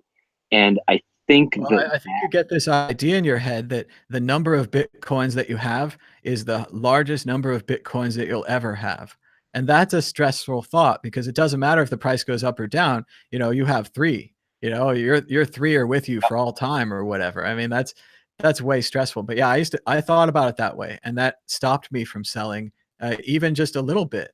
And yeah, I think we got to do both sides. We got to take profit on the way up. We got to, protect ourselves on the way down. We have to have a more flexible percentage-based theory to this. But go ahead. Sorry. well, and I think it creates it helped create that $20,000 bubble. So we don't get, if the problem is that it doesn't stop people from buying and selling, it delays their buying and selling. So it's not as if the hodl mentality is everyone is going to hold to zero. If that were the case, then the price would never go down because nobody would ever sell. What it does is it makes the rubber band snap back that much faster, because it happened exactly that way to me, where it took me to about $10,000 on the way down to go, okay, what the hell am I doing? Uh, I'm doing this for some, I'm a part of the community mentality kind of thing. And meanwhile, my family has less resources than they did a month ago. And this is crazy. So I started doing the smart and responsible thing, which was starting to edge back a little bit when I felt the price was going down further. Now, it's it's 20% of my stack. It's not even that much. Yep. But one, it made me feel better about doing it. Two, I could potentially have the chance to buy more when this bear market's over. And three, it made me sane again. I felt like I had, if the whole thing goes to zero, at least I have this much in the bank and got out with something. Exactly. You got So some yeah, profits. Yeah. yeah. So I think hodling's actually been kind of dangerous for the ecosystem, in that it, again, doesn't stop people from doing stuff. It just makes the rubber band snap back that much harder. Well, the other thing is that hodling's great, but you have to look at your own position. If you're, if you've never had a lot of money and suddenly you have a lot of money, and you're just going to hodl through that, that could be dangerous. You got to get some percentages out. I'm telling everybody now, you got to go 90-10 or 70-30. You have to, whatever your percentage is, adjust your risk and be in a better position. I mean, there was about 3 days there in December where we were all really rich, right? So you didn't have a lot of time to really understand it or think about it. And I thought, yeah, I could sell, 6/7 of what I have, and I'd still have an incredible investment compared to my original investment. And I didn't. I just sat there on the whole thing. I locked them away in my hardware wallets, and I was excited about having this number. And I of course always think it's going to go up more and all that. You can never tell. No one really knows these charts. No. But yeah, what can we do? What can we do? And then even now, they're even stronger on the hodl thing, and then it's starting to look silly. And then I just think we need more reasonable, middle of the road, pragmatic strategies. That's what it is, in my opinion, is that I do remember one thing that you said that stuck in my head that helped me quite a bit on the way down from 20K, which was you didn't even have time to think about what you're going to spend that money on. And it was true. I was like, you know what? It was so short lived that I didn't really have time to think about what I was going to spend all that money on. And now I'm in what I feel like is a much more sane position where, because when, I started back in 2013, and this whole thing was a very, very small portion of my family's wealth, right? And which I'm upper middle class, Sure. and so it was really, really tiny, and it has grown to a lot more than that. So it makes a bigger difference. And now, of course, I start thinking to myself, what do we reinvest in? How do we spread this out to make this a little safer? Now, since then, I've both gone deeper and not deeper down the rabbit hole, because I'm a stronger believer in the long term, but I'm more willing to make changes to my investments in the short term than I was, say, 6 months ago. Seems pretty reasonable. That's the balance strategy. Well, and that's the way I felt after the first run up to 1400. I had a certain amount of coins before that. I had a certain amount of coins after that, and I didn't take a single bit of profit. So that didn't help me out a lot. And then it took about 2 years for it to come back, and it was a very painful hold. And I had to delete all the price apps, and I couldn't look at any of these things. And I didn't want to think about it. I was like, all right, I put an investment in. I'm just going to hold that investment.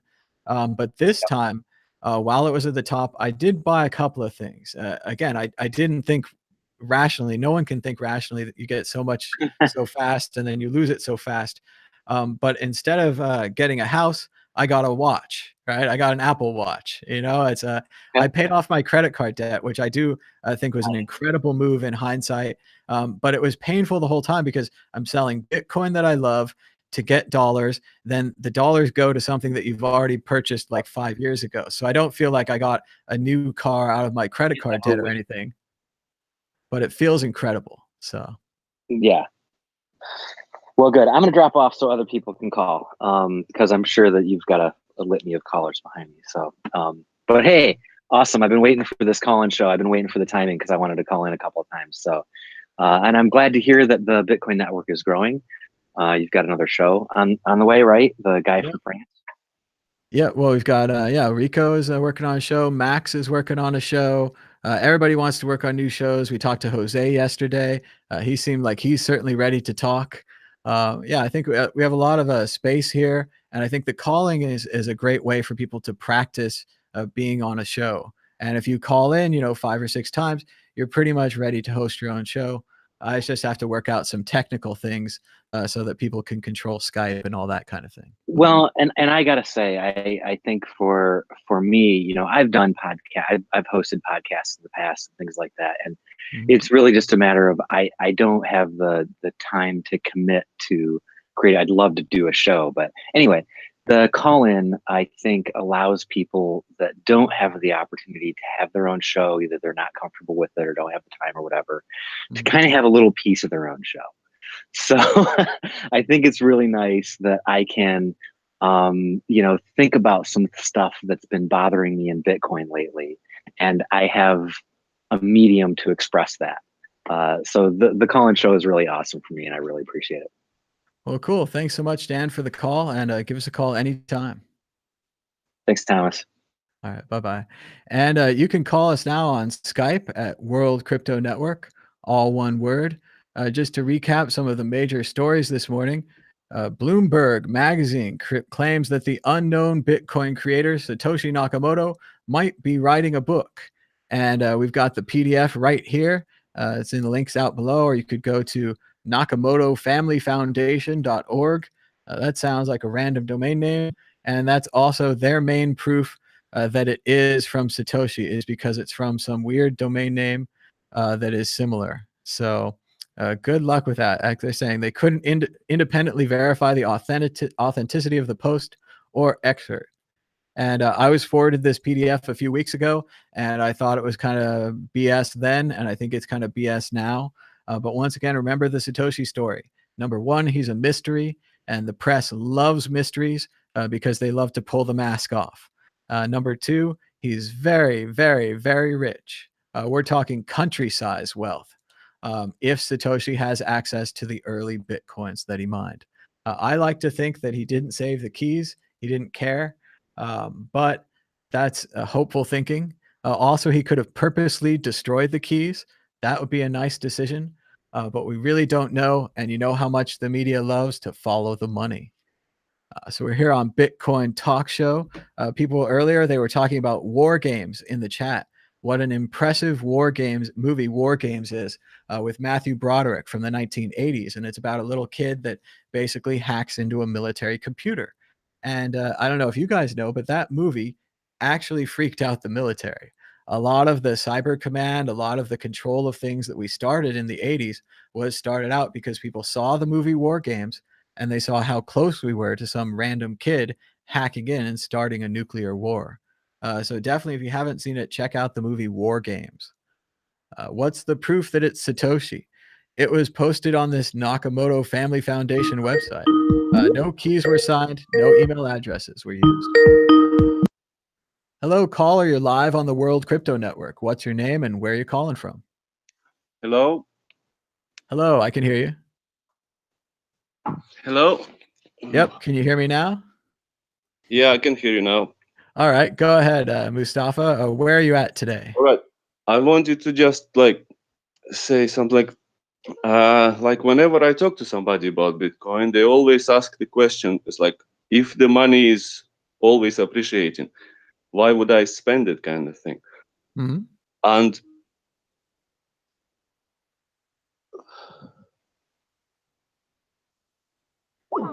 oh, seems like we lost him. So, but I can try to answer the question anyway. If Bitcoin's always appreciating, why would you spend it? And I do think that's a hard point for Bitcoin to get past. A lot of people like to spend Bitcoin to buy something that they can't buy on the normal market, or maybe they get a discount or something. So after they spend their Bitcoin, they rebuy their Bitcoin with other money. So they're saving a little bit of fiat as well. In that way, Bitcoin can be just used as a transfer mechanism. So it's still pretty valuable and useful. Yeah. Hello, caller. You're live on the World Crypto Network. What's your name and where are you calling from?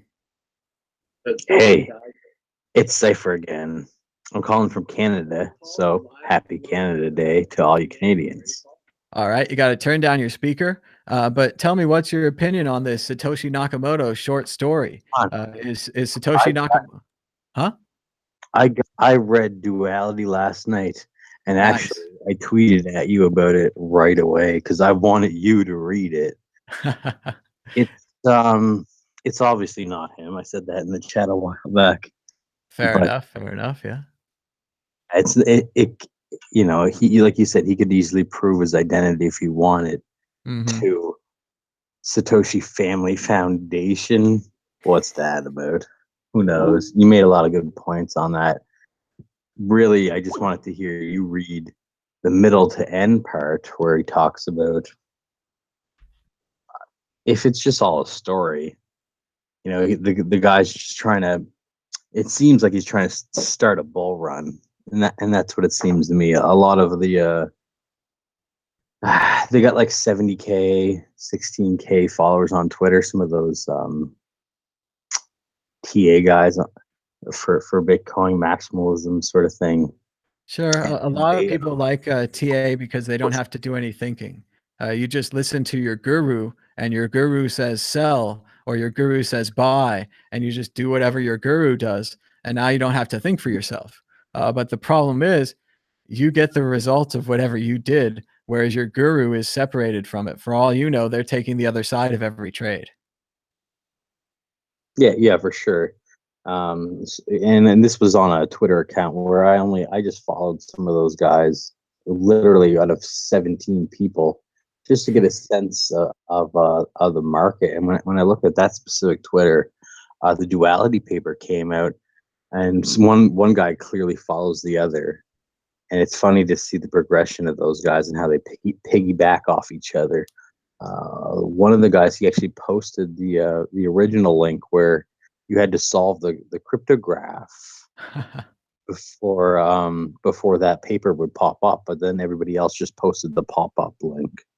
So that's where I saw it at last night, and it was all the buzz definitely on the dark internal community for sure. But after hearing your take on it right away, we'd only read the first 2 paragraphs. It really opened your eyes sort of on the fact that it's just fake. So that's my take on that guy. Yeah, I agree. I don't think this is real. It doesn't match with Satoshi. And I've seen some other tweets. They might have been related to this. They're saying Satoshi wants to buy a Lambo or Satoshi wants to buy all these luxury items. And that doesn't seem to match Satoshi either. The genius that it took not only to create this project, but to remain invisible for the last 8 years or 10 years or whatever it's been, that's amazing. And what that takes is foresight. The problem with the story about it being a 14-year-old kid or whatever, he just doesn't have the life experience to make this decision. If you've had a bunch of life experience, maybe you worked in the government or you worked in the university system, and you just know what projects like this are like and what can happen to you if you mess with the government, like Ross Ulbricht learned. Uh, I think Satoshi just acted with an incredible amount of forethought in preserving his identity. And much like Kaiser Soze, to pop up now, to take this risk. What does he have to gain? He doesn't care if we read his novel. Of course, we're going to buy Satoshi's novel. Of course, we're going to read it. Everybody's going to read it. He doesn't care. He's got us using Bitcoin. He's got us using his creation. If you want to look at from an immortality perspective, if Satoshi's ego is about being immortal, he's immortal, right? Bitcoin's immortal. This is a fascinating project. Even if it dies in 5, 10 years or whatever, still fascinating, still going to inspire copycats and imitators, still going to be talked about. What does he have to gain here? Is he looking for money from a book? I mean, Weatherman said last week, Safedine, Andreas, these guys sell a lot of books. They probably don't even make that much money. I mean, you have to be Stephen King or something to really make money on a book. And I guess Satoshi would do that, but why wouldn't he just have some early Bitcoins? And I'm not talking about, the columns or the pillars, but Satoshi could have mined some secretly after there were 100 miners on the network. He could have mined them again after there was 1,000 miners. I mean, he could have, all kinds of side Bitcoins that are totally anonymous that he could spend. And more likely, if he was employed somewhere like a university or a corporation as a computer scientist or a mathematician, he's already doing pretty well. I mean, there's not a real good reason for Satoshi to do this book, but there's a lot of reason to write a fake book and to get everybody excited. So If he's cyberpunk for real, then he wouldn't want to. He already took himself out of the foundation a long time ago. One guy was trying to get his identity, and so that paper makes a lot of valid points, but I think it tries to interject a lot of its own biases, its own thoughts onto it. It's obviously good marketing for anyone that says anything that their Satoshi becomes crypto mainstream media almost within a few weeks.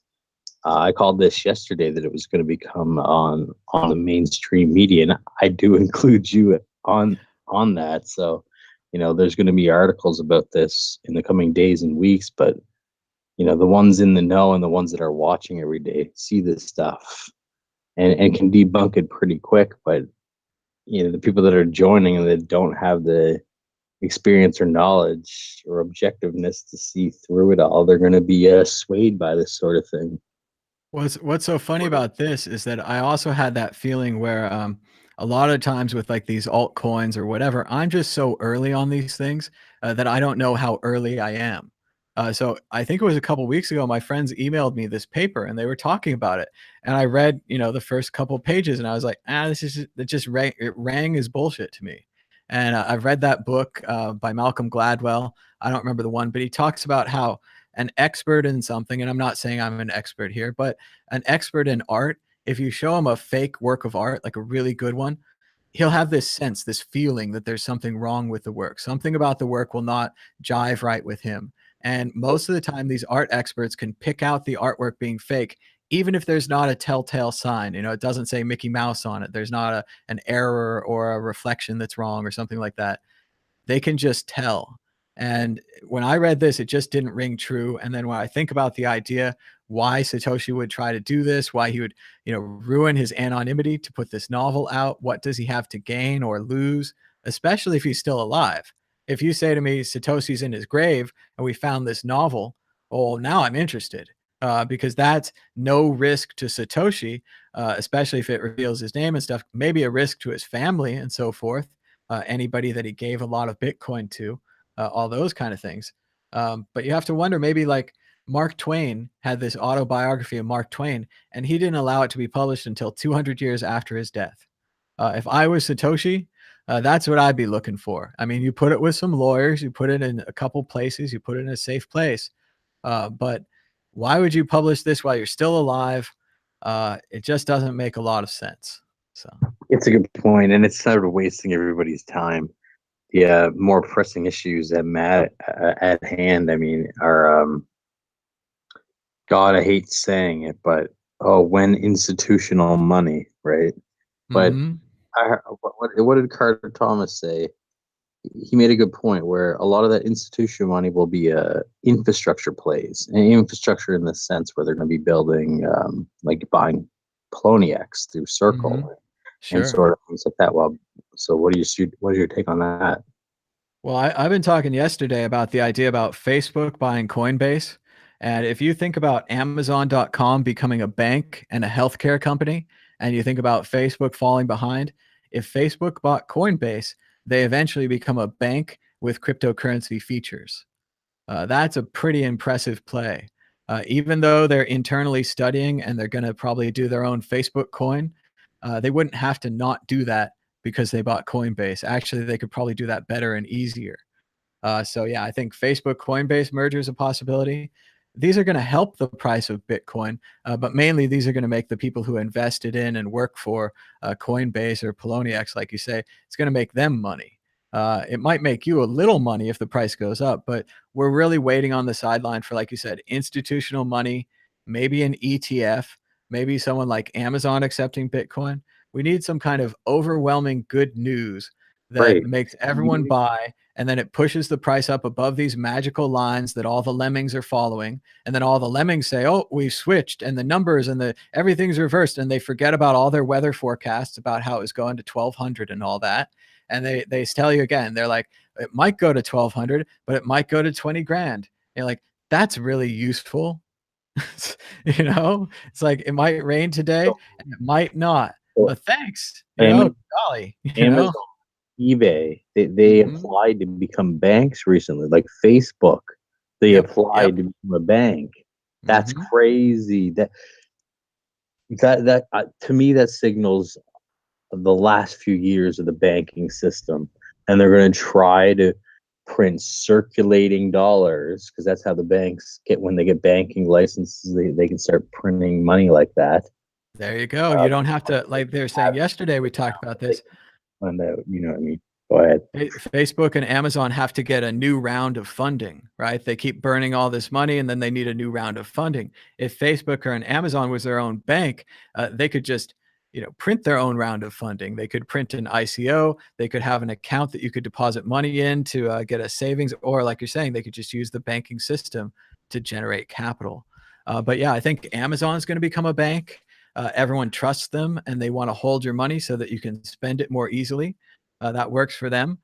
Facebook is probably going to become a bank because they just don't know what else to do. They're not going to get more users with this whole negative story about the information and all the things that happened.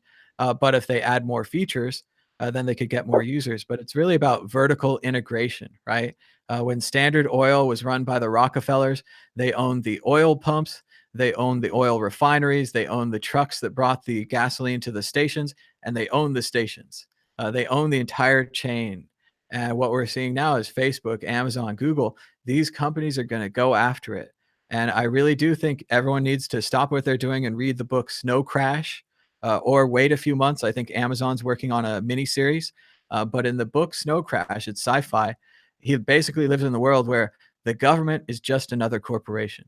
And you can work for the government and you can live in government housing and you can get paid by the government, or you can work for Kentucky Fried Chicken and live in KFC housing and get paid by KFC. And again, like we're saying here, KFC is your bank, KFC is your medical care, your retirement, your employer. And if you lose your employer, it's like losing your country. You're a man without a country. You're a man without a corporation. you've got to find your way back in, or you've got to find your way into another corporation, because it's like gang warfare. You don't have a gang. You're out there all alone, and it's not safe. So really, Snow Crash. And again, sci-fi is about reading ideas. Neil Stephenson is not a scientist. He doesn't know how to build things, but he has ideas. And when other scientists read his ideas, they implement them in the real world. We got Star Trek communicators and cell phones and all these things because people saw that show and they were like, I can build that. And then they did. And that's what's really exciting. And that's digital currency, where it was in a lot of science fiction movies and has been talked about since the 70s. And if there is a real Satoshi out there, I imagine that he was inspired by some of those movies and those ideas. So many good points, man.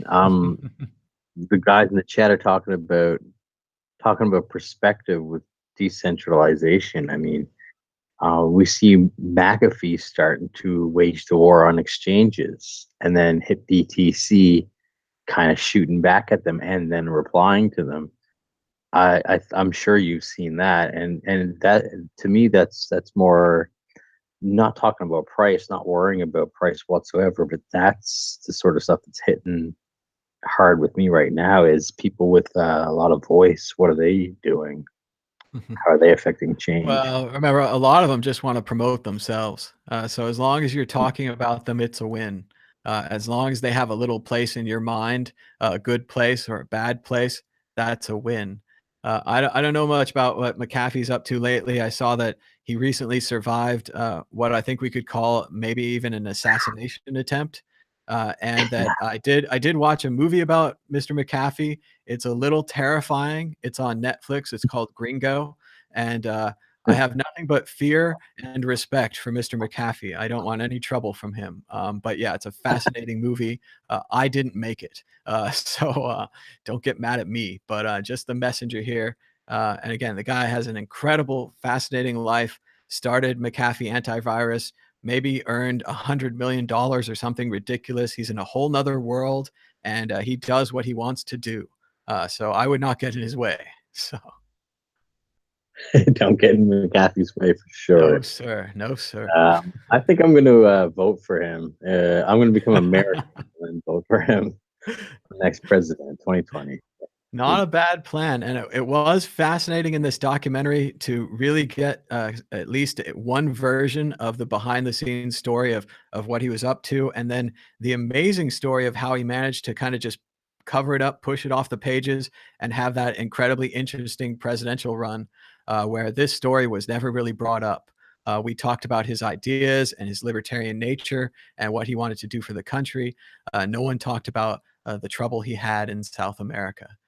So very fascinating character, Mr. McAfee. But thanks so much for the call. Give us a call anytime. And thanks for sending me that link. If anybody has a cool story or a link, send it to me. But once again, sometimes I don't know because I'm too early. And my friends did send this to me, but then I never talked about it or told you guys because I just thought it was kind of BS. But I guess if I told you about BS sooner, I could have discovered BS. So oops, better luck next time. But yeah, if I ever get another Satoshi Nakamoto novel, I'll tell you guys about it. It looks like it gets into Finney and so forth. I don't know. I mean, I probably should read the whole thing. It's not fair to judge it by that, but I just, from the motives, I don't understand why Satoshi would do this.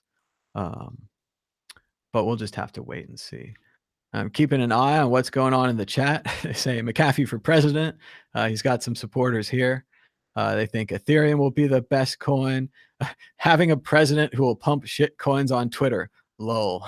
I'm there with you, but you know who's already president, and people were already critical of me for being critical of him. But history will tell. And as I just wake up this morning to read an article about the trade war that he started, and that Canada and Mexico are raising tariffs on American goods. China is going to raise the tariff on soybeans by 25%. No one wins a trade war. I hate to tell you, but the last 50 years of economics have shown that trade leads to peace. Trade leads to more trade. Tariffs and controls on markets lead to broken up societies with less trade, less interdependence. One of the reasons that China, or whatever you want to say, can't attack is because they rely on us and we rely on them. Hello, caller. You're live on the World Crypto Network. What's your name and where are you calling from? Hello. How's it going? Hey, how's it going, Thomas? It's Mustafa calling from the road. All right, Mustafa, where are you at today? Give the people the map. I'm kind of hard to tell, to be honest. Guess I'm in Arkansas. Arkansas. I was gonna guess Texas. Texas is a real big state. I'm almost there, actually. I'm on my way to Texas. I've never driven across it, but I imagine it's very flat and very dry. Most of it is flat, actually, but if you go to the northeastern part, it gets a little mountainous. It's a big country. So what's on your mind today, Mustafa? Oh, man. Not much, man. I was just calling because I heard you guys you were reading that article or story or whatever. Yeah.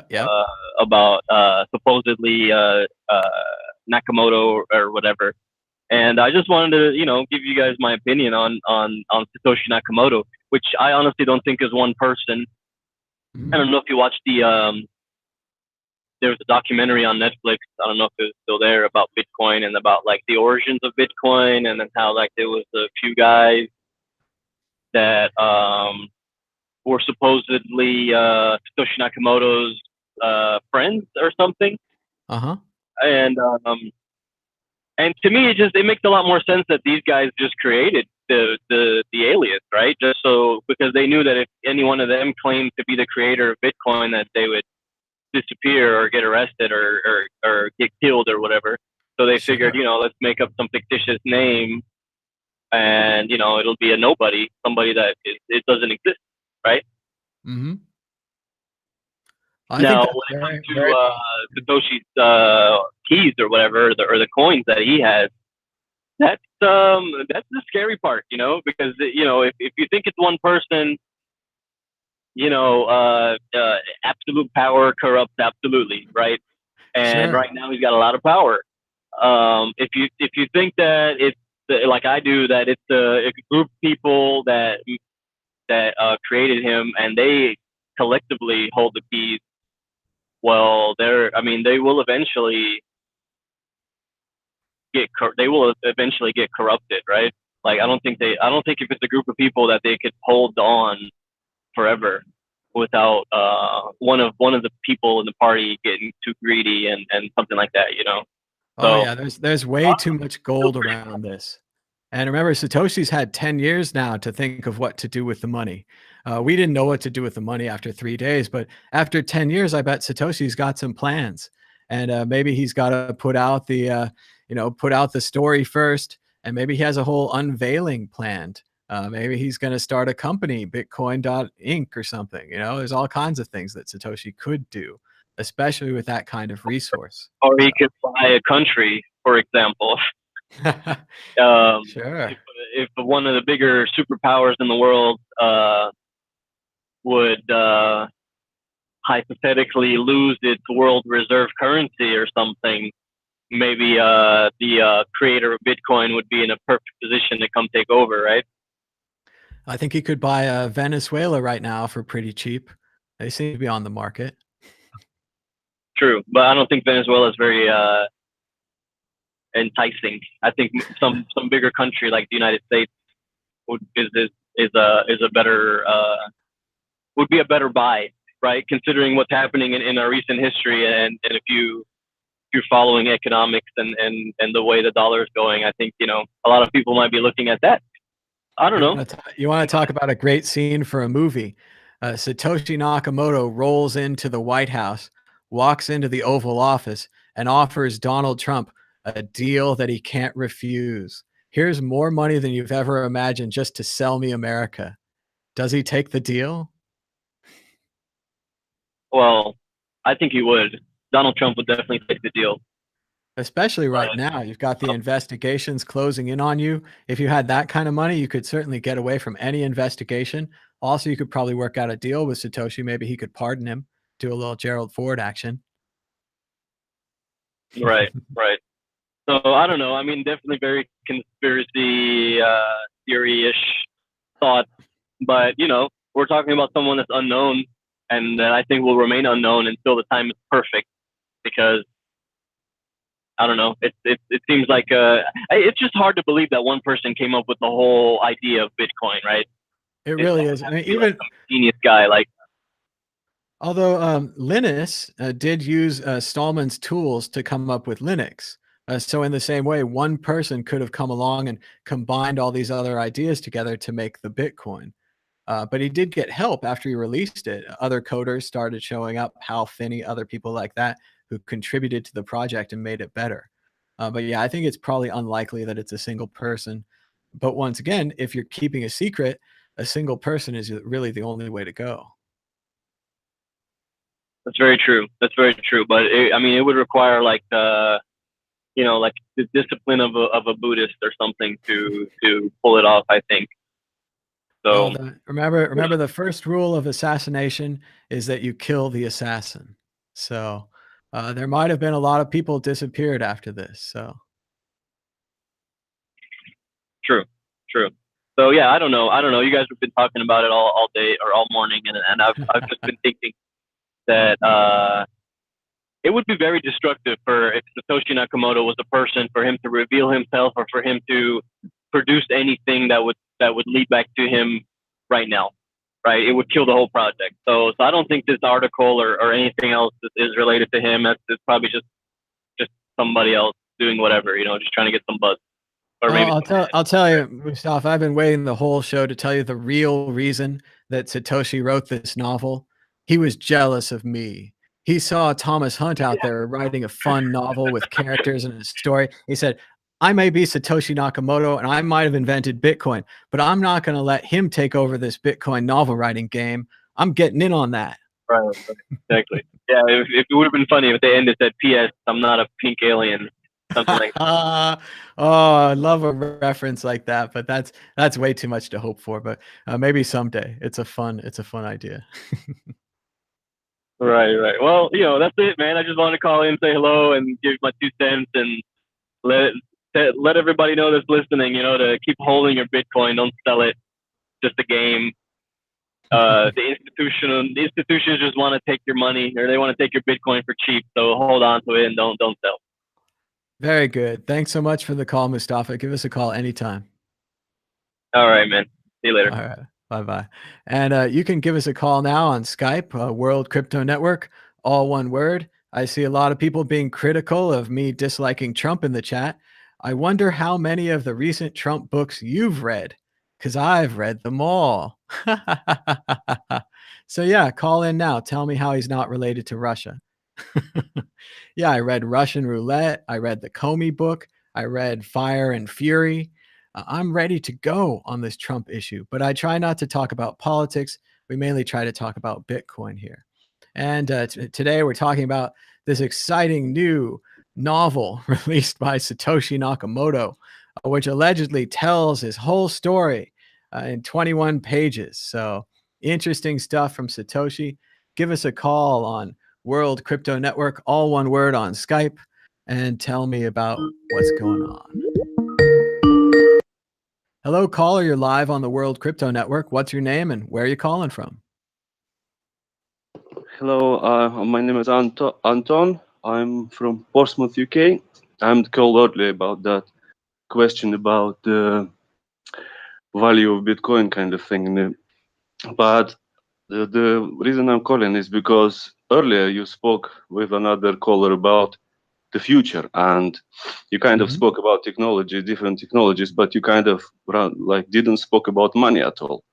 And that's what I'm kind of was wondering, what's your opinion of, like, if Bitcoin is obviously the money of the future, and it is what it is, not government controlled or anything, then everybody become like a sovereign, yeah. And I'm thinking of the just quick idea. Like, for example, if you would like to buy a car, yeah, you Yep. would go to the shop and you would only spend your Bitcoin on a car that will last you a lifetime.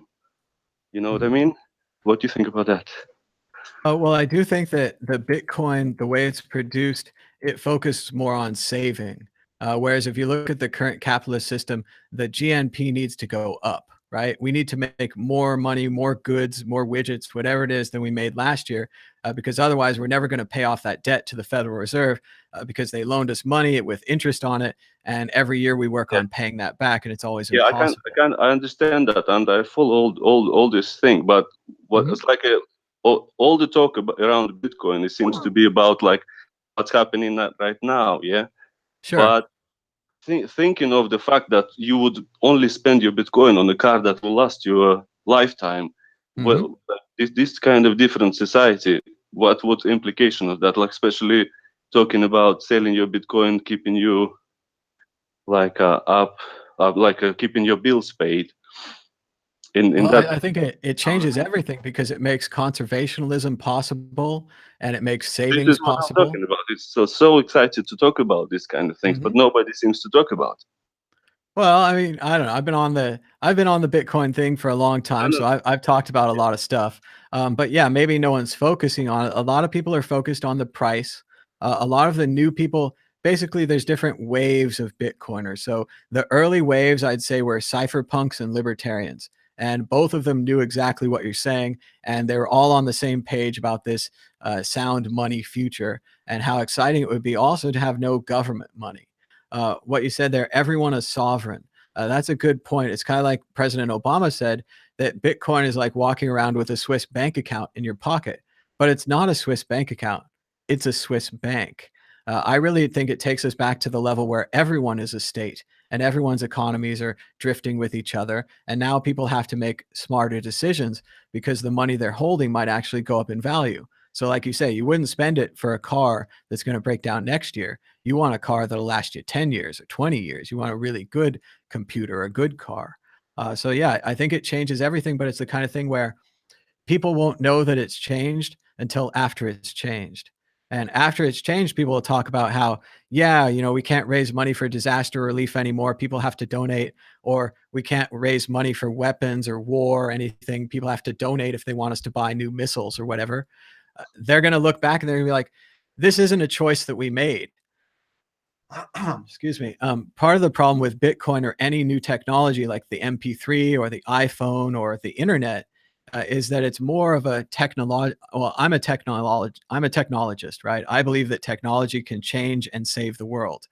So I believe these technologies are unstoppable, right? I see the MP3 from the very first moment I made my first MP3 on the command line. I knew that it was going to crush the music industry. I told everyone I knew that the MP3 was going to crush the music industry, and I never got $1 off it, but I got a lot of music, and that was great because I love music. In the same way, Bitcoin now, you tell everybody you know about Bitcoin, you actually, if you hold some, and if it goes up, all these things, you actually do get rewarded. So it's a whole new thing, and that's why I think a lot of people get into Bitcoin, and then they start telling everybody because it does kind of benefit them. So. Well, Yeah. what do you think? Why aren't people talking about this more? Yeah. Oh, sorry, I lost the thought now. Say that No again. problem. What did you say? Sure. Well, why don't you think people are talking about it more? Do you think it's because they can't see the future change, or they think that the system will fail? Or one fact I think is we've never done this before.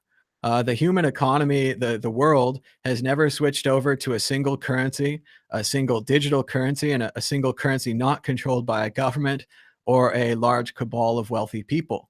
As far as we can tell, Bitcoin itself exists. The coders exist. They have a scientific debate about what to add to the code, and then things get added or not added, and Bitcoin continues to exist. It's unlike anything that ever happened before, I think. Yeah, I agree. I'm just thinking everybody's keep concentrating on what is happening. Like you said, no, it's never happened before. But obviously, all the sci-fi stuff kind of tells us. I mean, everything that's happened in sci-fi has happened already. Mm-hmm. But that It's like like literally idea of the like one of the sci-fi movies I watched. It's like the guy, the beginning of the movie, the guy finishes the university, and Mhm. he goes for his to finish his project. His assignment is to fly like in Star Trek to uncharted territory in space, and all he does is literally he exit the university, walks like 20 meters, gets into the spaceship, and flies by himself without telling anybody that he flies there. That Wow. kind of level of autonomy I'm talking Mhm. about is like it's crazy what could happen. Sure. Well, the other thing that I was thinking about yesterday, I watched a little clip on basic income, and it was by Brian Eno, the musician. And Brian Eno was telling that he goes and makes speeches at art colleges, and he never gets asked back because every art college he goes to, he says, "Don't get a job." And a lot of these art colleges are secretly training people to be art teachers and art professors, not actually artists. But what Brian Eno says, and he's echoing actually Vincent van Gogh here, because I read a bit about him when I was in Amsterdam. And Van Gogh said the same thing. He said, if you want to be a professional painter, you have to paint all the time. And I want to be a radio host and talk about Bitcoin, so I try to do that all the time. And then now people are calling me during the show. That's not helpful. But yeah, you just have All to right, focus on that's what you want to do. And what he said was about basic this income future will that allow. become Sorry. absolute autonomy. And I mean, if you work, if you make your own money, then you kind of you save it, you keep the money. That's Mhm. the craziest part about it. But what if you were paid a basic income and then you could just do what you wanted? If you want to study science, you No, study no, it. If you want to I study art. absolutely agree with that. It's Mhm. coming obviously all the robotics, and it's like and the idea of what the job is, what is work. It's like Yes, you yes. being sitting there just thinking is work. Mhm. Yeah, exactly. And well, that's what, some people want to do. Some people want to work outside, or they don't want to work outside, or they want to fix machines. People, I think And there is generally. different ages. Obviously, younger people can do certain things, older people can do other things. It's like I mean, we can do whatever we want in a society reality like that with sound money. That's what I'm keep like going into and keep thinking about, because concentrating on a price, obviously, all this stuff like being rich, like when it went to 20,000, I go all of a sudden got so rich that it's hello. Hello, we're still here. Go ahead. Oh, did you hear me? Well, about like yeah, like you get so much money, and all of a sudden you kind of get lifted out of your like level of like where you are in a like how rich you are and stuff, and all of a Certainly. sudden you begin to change your thinking about how I mean what are you gonna do with all this Mhm. stuff like that, and that's completely turns everything on its head. Oh, exactly. When I think about people that have, much larger investments than in Bitcoin than me, they have kind of world changing money. People like Brock Pierce or Roger Ver, they can kind of create their own reality now. I don't know if you've read that piece about Brock Pierce in the New York Times called Crypto Rico, but basically the crypto people think they're going to take over Puerto Rico. They're down there trying to buy huge children's hospitals and airports and land and clubs and bars and all these things. They're going to try to take over Puerto Rico. And that's something that I'm sure when they didn't have that money, they never thought was a possibility. In the same way, someone like myself who has a small investment can say, I want to keep doing this show. Under normal conditions, I'd have to quit doing the show and get a job. But instead, because of Bitcoin and because of donations and Patreons and all the support I get from the audience, I'm able to keep doing these shows, hopefully educating and entertaining people and bringing up topics of conversation. You can debate and you can disagree with me, and as long as you're reasonable, I try to listen to you and give you a chance. And I try to think about where your ideas are coming from, why you think those things. I'm not upset with you for thinking them. But yeah, I think Bitcoin's going to help everybody in this way. And the key is now, maybe you haven't thought about it, maybe other people have, but what would you do? What would you do if you could do whatever you wanted to do? No, that's the thing that you you don't know. It's like I don't know. Sure. Well, I'm that's the thing is like, real. I mean, I live enough. I comfortable enough. Obviously, I have a family and all blah Mhm. blah blah. Yeah, yeah. I'm already happy, kind of thing. You know what I mean? Well, that's a good place to start from. You don't even need the money, but still having more money can help you get health care and help you get safety for your family and things like that. So it really does change everything. As much as people like to say money doesn't matter or whatever, but it is, and I think a lot of people have to think about this now. They thought, well, I was going to work. I was working at a lawyer's office, and I was doing technical support for them and databases, and basically whatever came up. I did some trial presentations and other things like that, and I was just capable of learning things, and they valued that. And I kind of thought I'd work there a long time, but one day they shut down the law firm and went to a bigger law firm, and I didn't. So much in the same way, if you're in a safe, solid position now, but suddenly Bitcoin gives you freedom, you really have to think long and hard what to do with that freedom. And I don't think the answer is in a Lamborghini. It's a nice Exactly. car and it's an amazing machine, but I don't. It's not the answer for me. So Yes, for sure. Well, thank you for accepting my call and stuff. I'm a fan of the show for a long time. Well done. You're doing such a great job. I'm watching you all the time. So well, thank you so much, and thanks for the call. I think it was an interesting topic, and give us a call anytime. thank you very much. Bye. All right, bye-bye. And you can give us a call now on Skype, World Crypto Network. The lines are open. And like you said, you just have to think about what you're going to do.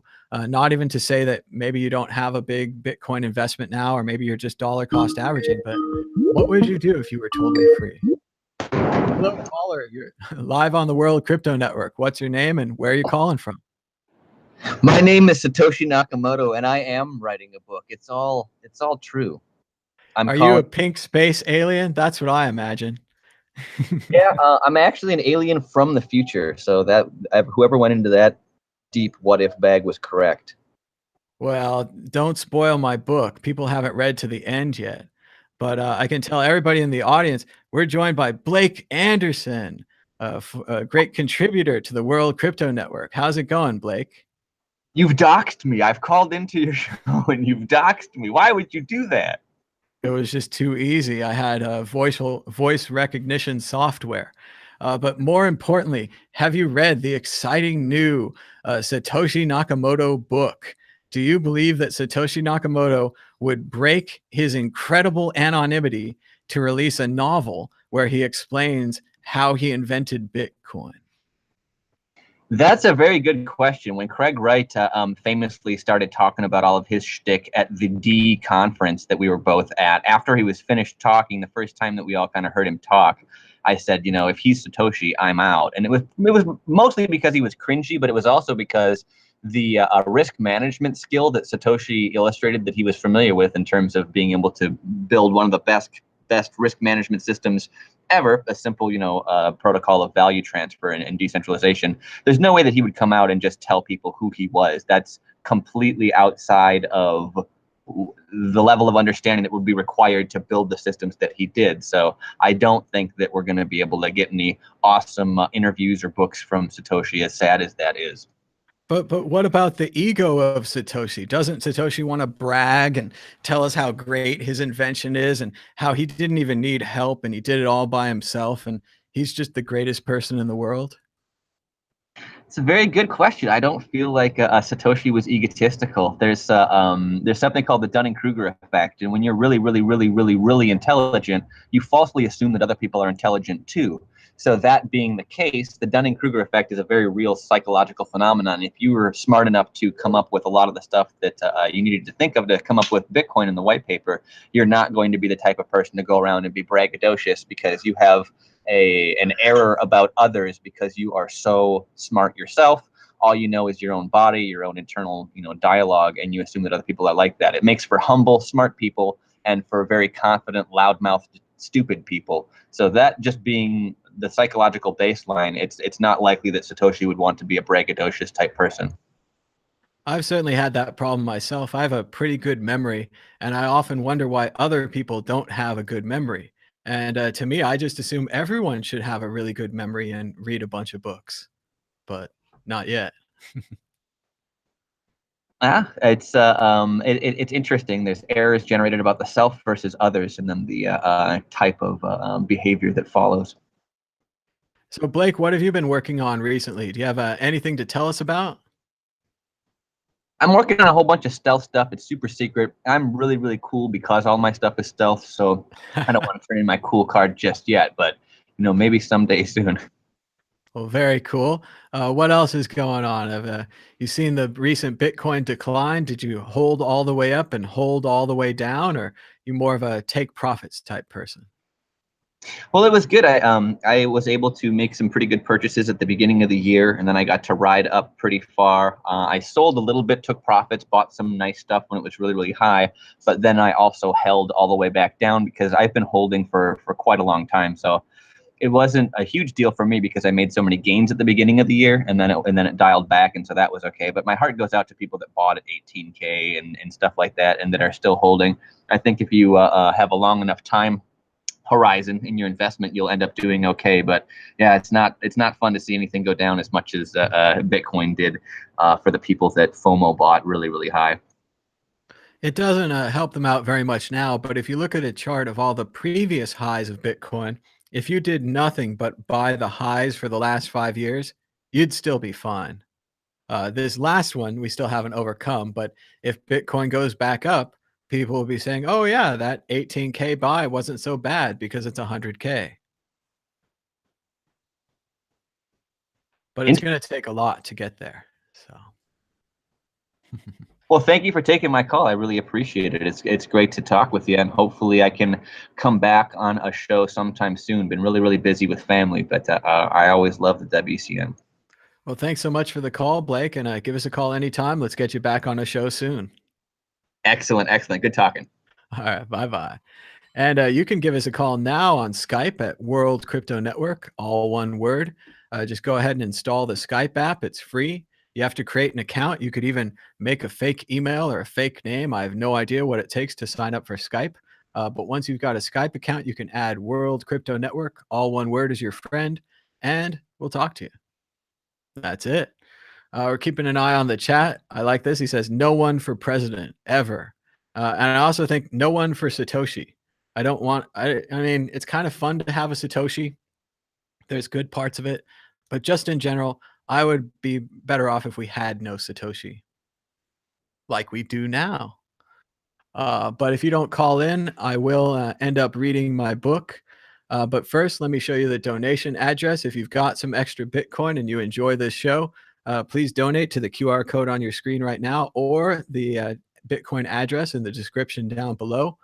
We do get a little bit of donations from this show, and we appreciate that very much. We want to recognize donor 0.00171964 for donating to the show. And also, you can support us on the World Crypto Network Patreon on patreon.com/WCN, or on Mad Bitcoin's Patreon, where I've been doing some Patreon lens videos. Hello, caller. You're live on the World Crypto Network. What's your name and where are you calling from? Hey, Thomas, how's it going? It's going good. I'm calling from LA, from Los Angeles. What's on your mind today? You think the book is real? You want to go back to the Matrix stuff? Wherever you want to take us.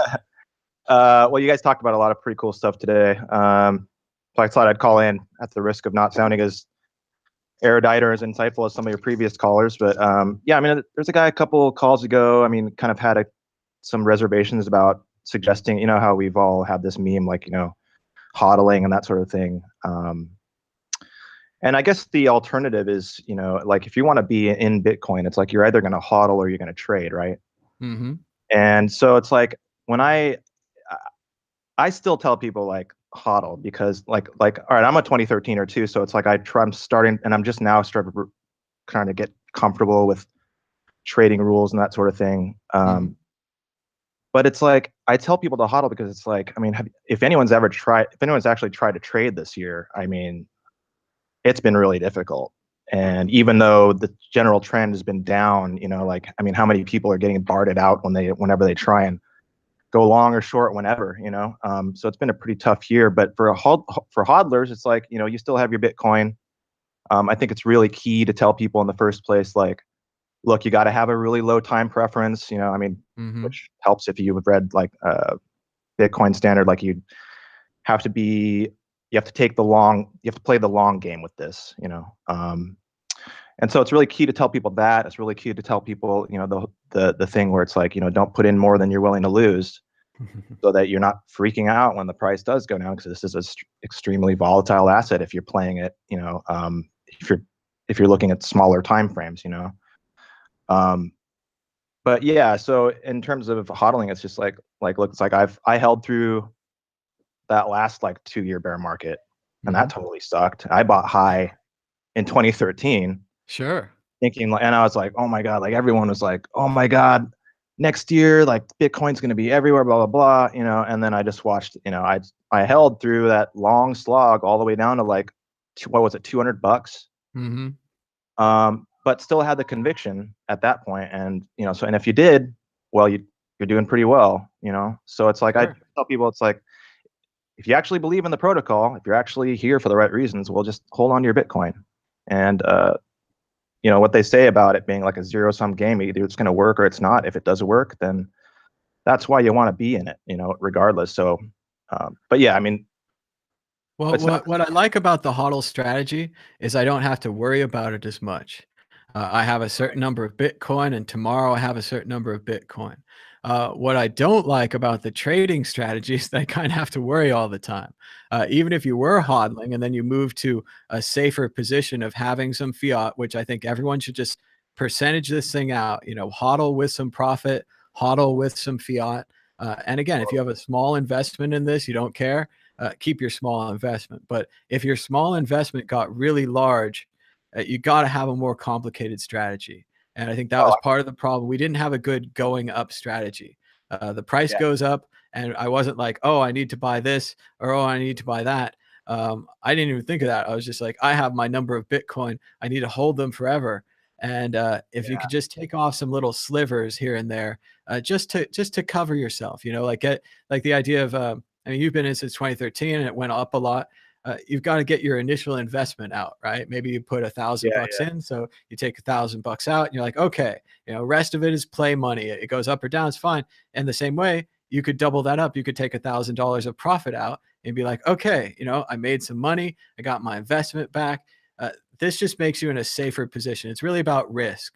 If you've got a good job and you're saving and you're dedicated to this thing, you're going to be fine with the HODL.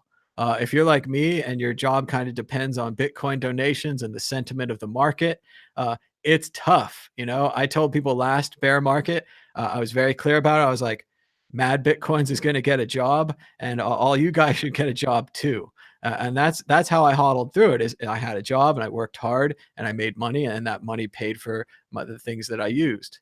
You know, this time. I mean, for most people, it's definitely like find other ways to earn your Bitcoin. Dollar cost average your way in. Model. But like, yeah, I completely agree with you. I'm in that position too, where it's like I'm kind of like living off of this thing now, and it's like you know, so and I wasn't like that till like the beginning of the year. At the beginning of the year, like I remember, you know, last December, like Ronnie Most, like all these like, you know, all the big guys on Twitter were like, take profit, you know, sell 30% right now, like, you know, pigs get slaughtered, something or other. Sure, sure. And I definitely took that to heart. I was like, all right, if I'm going to jump into this, I need to have a little bit in cash, that sort of thing. But you're right. You got to be on top of it. If you're going to trade, you kind of have to, you know, be on the charts and stuff like that, and have the time to keep track of what's happening. Well, and I also think, and I want to, you know, forgive people here. That's why I think people go to these gurus. It's so stressful to watch this market. If you have money in it, you have so much money in it, and it's going up or down, you just want to go to the guru and feel good. And that's what's great about gurus, is they can tell you that it goes up and it goes down, and you only hear the part that it goes up, and you feel warm and fuzzy, and you're like, I'm going to be fine. And then the thing keeps going down, and you're like, oh no. In the same way, maybe the guru says it's going down, but then it goes up. Whatever it is, getting that responsibility off of you is what that's about. Yeah, but the problem with gurus is like you don't know if you're going to follow the right guru. If you're on crypto Twitter, Like everyone says thinks they're a guru, you know, There and you it could be is. following Peter Brandt, who's been doing it for 40 years, or you could be following, you know, any one of the crypto, whatever, you know, like any of Sure. those Well, guys. and we have all kinds of gurus that are converted from their former jobs. Tone Vays used to work on Wall Street. Andy Hoffman used to work in gold and silver. A lot of these guys have long records at their previous jobs, and to some degree, that qualifies them to be a guru. To other degrees, it doesn't. Maybe it's better to have no knowledge than bad knowledge, right? Yeah. And if a guru is not telling you in the first place, and I love Tone, like, you know, all the guys that I respect, like, are super strong about, like, you need to learn trading, you need to learn risk management, because it's like, you follow a guru, you listen to their calls or whatever, that's not going to tell you anything about risk management. It's not going to tell you when you should enter or exit you know, a position. So it's like, people gotta, like, if you're going to trade, like, learn risk management rules. You know, if you're going to follow a guru, like, do that first. Protect yourself, you know. Yep. People need to protect themselves, and that's why I'm trying to push a new strategy here where we take profit when it goes up and we protect ourselves when we go down, and kind of a modified hodl, something like that. But I just think people need to have a more nuanced view to this. It's too simple to say Bitcoin goes up all the time, because sometimes it doesn't. And like you said, you're living off it. I'm living off it. A lot of other people are living off it. And what we saw is that our runway shrank. I used to feel like I had a really good runway, and now I feel like I have kind of a smaller runway. And that's why I took some of the money off the table to protect myself, so that in case things get really, really bad, I still have a little runway. I can get this plane out of here. So Yeah. Oh yeah, absolutely. Oh, one good thing about this sort of bear market is that it really lights a fire under your ass, you know. Starts making you think, like, really, I mean, at least for me, it's like I'm thinking very, like, my head's in a very entrepreneurial place right now, to sort of be like, if this doesn't happen, like, you know, I'm gonna really figure out how to run a business, that sort of thing. Well, and that's the thing. You have to think, what's your second act? What's your, you bought Bitcoin early, or maybe you bought Ethereum or whatever, and now you're doing really well, or maybe a little less than December, but still, what are you going to do with that? What good are you going to do with your wealth and your success? Yeah, absolutely. Have a plan, which I did not have when we hit all-time high in December. Yep. And like they've been saying, you had 3 days, 3 days there where it was really high, and you had to make your decision. And of course, a lot of people were waiting for that round number of 20K. I'm not sure we really hit it. I think we went to 19.5. Just like this time, people were looking for 5,000, maybe still, maybe 5,200 would be a better bet. These round numbers are addictive. We've got to quit them, but we can't. They're addictive. Yeah, absolutely. And God, and then on the main topic for you guys, like, as far as the duality publication yesterday, I read it. I read the excerpt. I thought it was really interesting. As far as whether or not it's actually Satoshi, like, I mean, he was obviously very clever, and this person obviously really, like, knows the space and knows the technology and kind of knows the early history of it, which wouldn't necessarily be too difficult for anyone to do if they really buckled down and studied it for a couple months and looked at all the forums and that kind of thing, and even, like, kind of tried to learn his speaking or his writing voice. He even went as far as to say, like, yeah, over time I've changed a little bit. I don't even double space between my sentences anymore. And it's like, well, I mean, you wouldn't know that unless you really knew, like, his writing, right? Sure. But anyone could kind of learn that over time, I guess. And then, but as far as whether or not, I mean, Satoshi's millions, his million Bitcoin or whatever, and we've all over the past few years have just generally been like, oh well, he's probably lost them. Maybe he's lost them. In my mind, it's like it could be one of two things. Like, either he's like Mr. Robot, super cypherpunk, or he's B, like, working for some larger organization. If it's B and he's working for some sort of larger organization, like, I would say that the million Bitcoins could be part of the plan. I don't know. I don't want to scare anybody or put any weird conspiracy thoughts out there, but it's like, I don't know. What if it was the freaking government and that a million Bitcoins belong to the Fed and they have some weird plan, or But if it's not that, and he's a super cypherpunk, then and had all the foresight, I find it really hard to believe that he would have just chucked his keys. You know. Yeah, well, I don't know, chucking the keys, I could see that. A lot of computer programmers throw out garbage. They just see it as garbage, or they see it as testing. Maybe he was testing the network, kind of lazy. Programmers are in a hurry, Yeah. But at the same time, he had the foresight to like be super careful about, like he said it took me a long it's not easy to register a website anonymously, like he took interesting steps for being so early on in the process to anonymize himself. He really did. And I wouldn't give that up just for a novel. Yeah. I mean, remember what happened to Prometheus? They chained him to a rock, and this bird would come back every day and eat his liver, and then his liver would grow back, and the bird would come back the next day. It's pretty bad. Yeah. So it's interesting, man. I don't know. We'll see what happens. I'm really looking forward to reading the entire thing to see if he actually says anything about the millions. But again, as far as if he's whether or not he's Satoshi, probably not. It would be not hard for people to do. Plus, at this point, it's like looking at the effect that Craig Wright had on just being able to come out and say, "Hey, I'm Satoshi," and then bullshit everyone, and he's still kind of bullshitting a ton of people. It's like it kind of shows that it's not people, and a lot of people in the space are like really searching for like who's Satoshi, and they want to believe, and sure. And so it's like it just doesn't. I could totally see a smart guy being like, "Oh, this wouldn't be too hard for me," and let me look at the mistakes that Craig Wright made when he sort of announced that he was Satoshi, and let me make adjustments on that. And there's a lot of money to be made, especially you actually convince people. Oh yeah, well, and remember, it's about the entire world. You say that some people still believe Craig Wright is Satoshi. Part of that is because we can't send information all over the world perfectly yet. We have all these different channels of information, and people believe this, and languages and barriers and things. So you could be in a part of the world where you just simply haven't read any of the negative stuff about Craig Wright Satoshi. So you would just believe it. And again, like you say, people want to believe. They want there to be a creator. They want this mystery to be solved. It's unsatisfying. I've been in Bitcoin 5 years. I think it's Nick Scabo, but I have no better information than anybody else. I have no idea who Satoshi really is. And being here for 5 years didn't give me any additional insight. So it's got to be frustrating to people, even if you're just in this 6 months or a year. You think you'd be able to figure it out. You think you'd be able to put the pieces together or something. But no, it's the great mystery. No one knows who Satoshi is.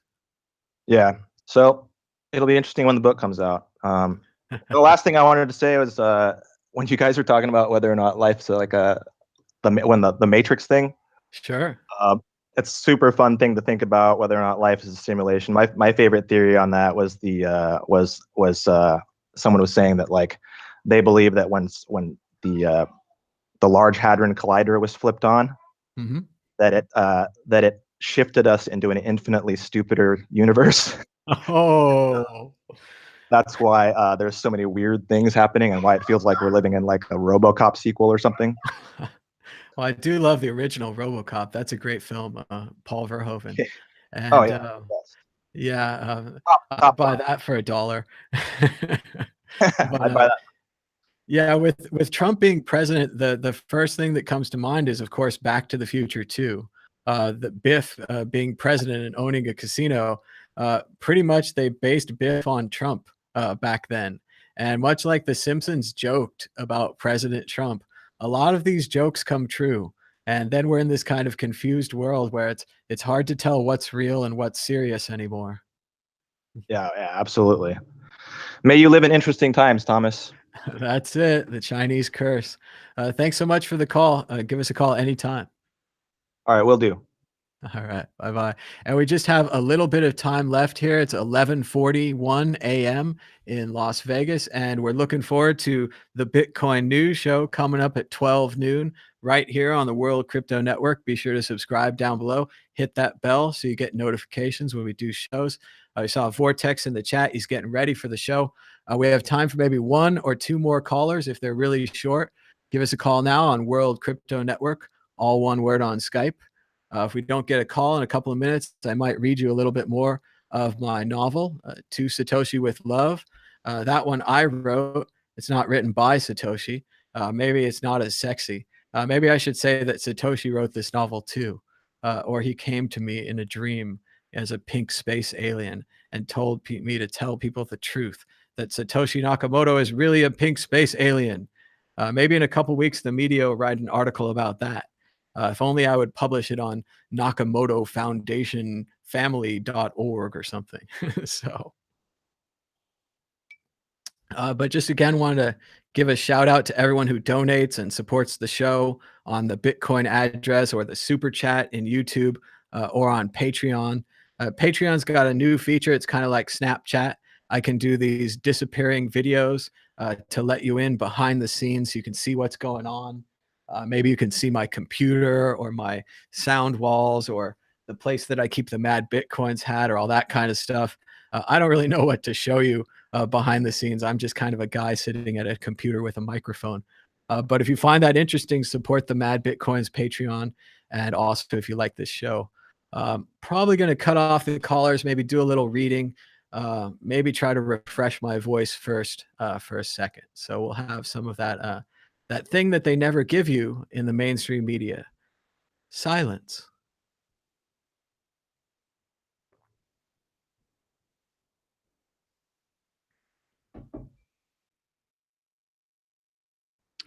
All right, enough of that. Nobody likes silence. What did they say in Rage Against the Machine? Silence. Something about silence makes me sick, because silence could be violence, only like a slit wrist.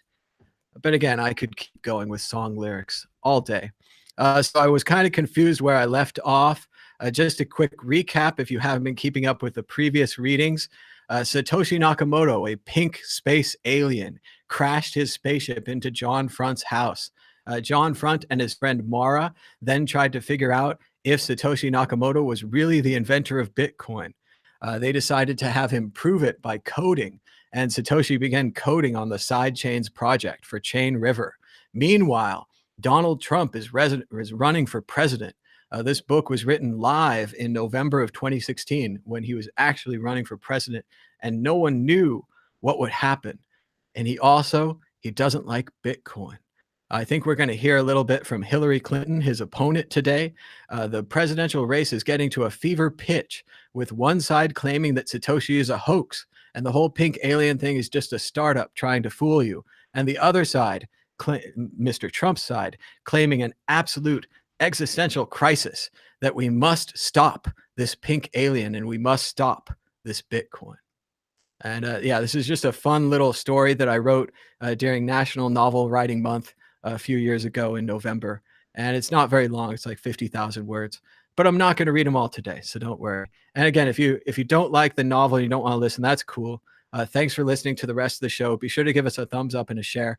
And stay tuned for Vortex in 15 minutes. We'll be kicking off the Bitcoin News Show. Sorry about that coughing. Here we go. And yeah, this is Hillary.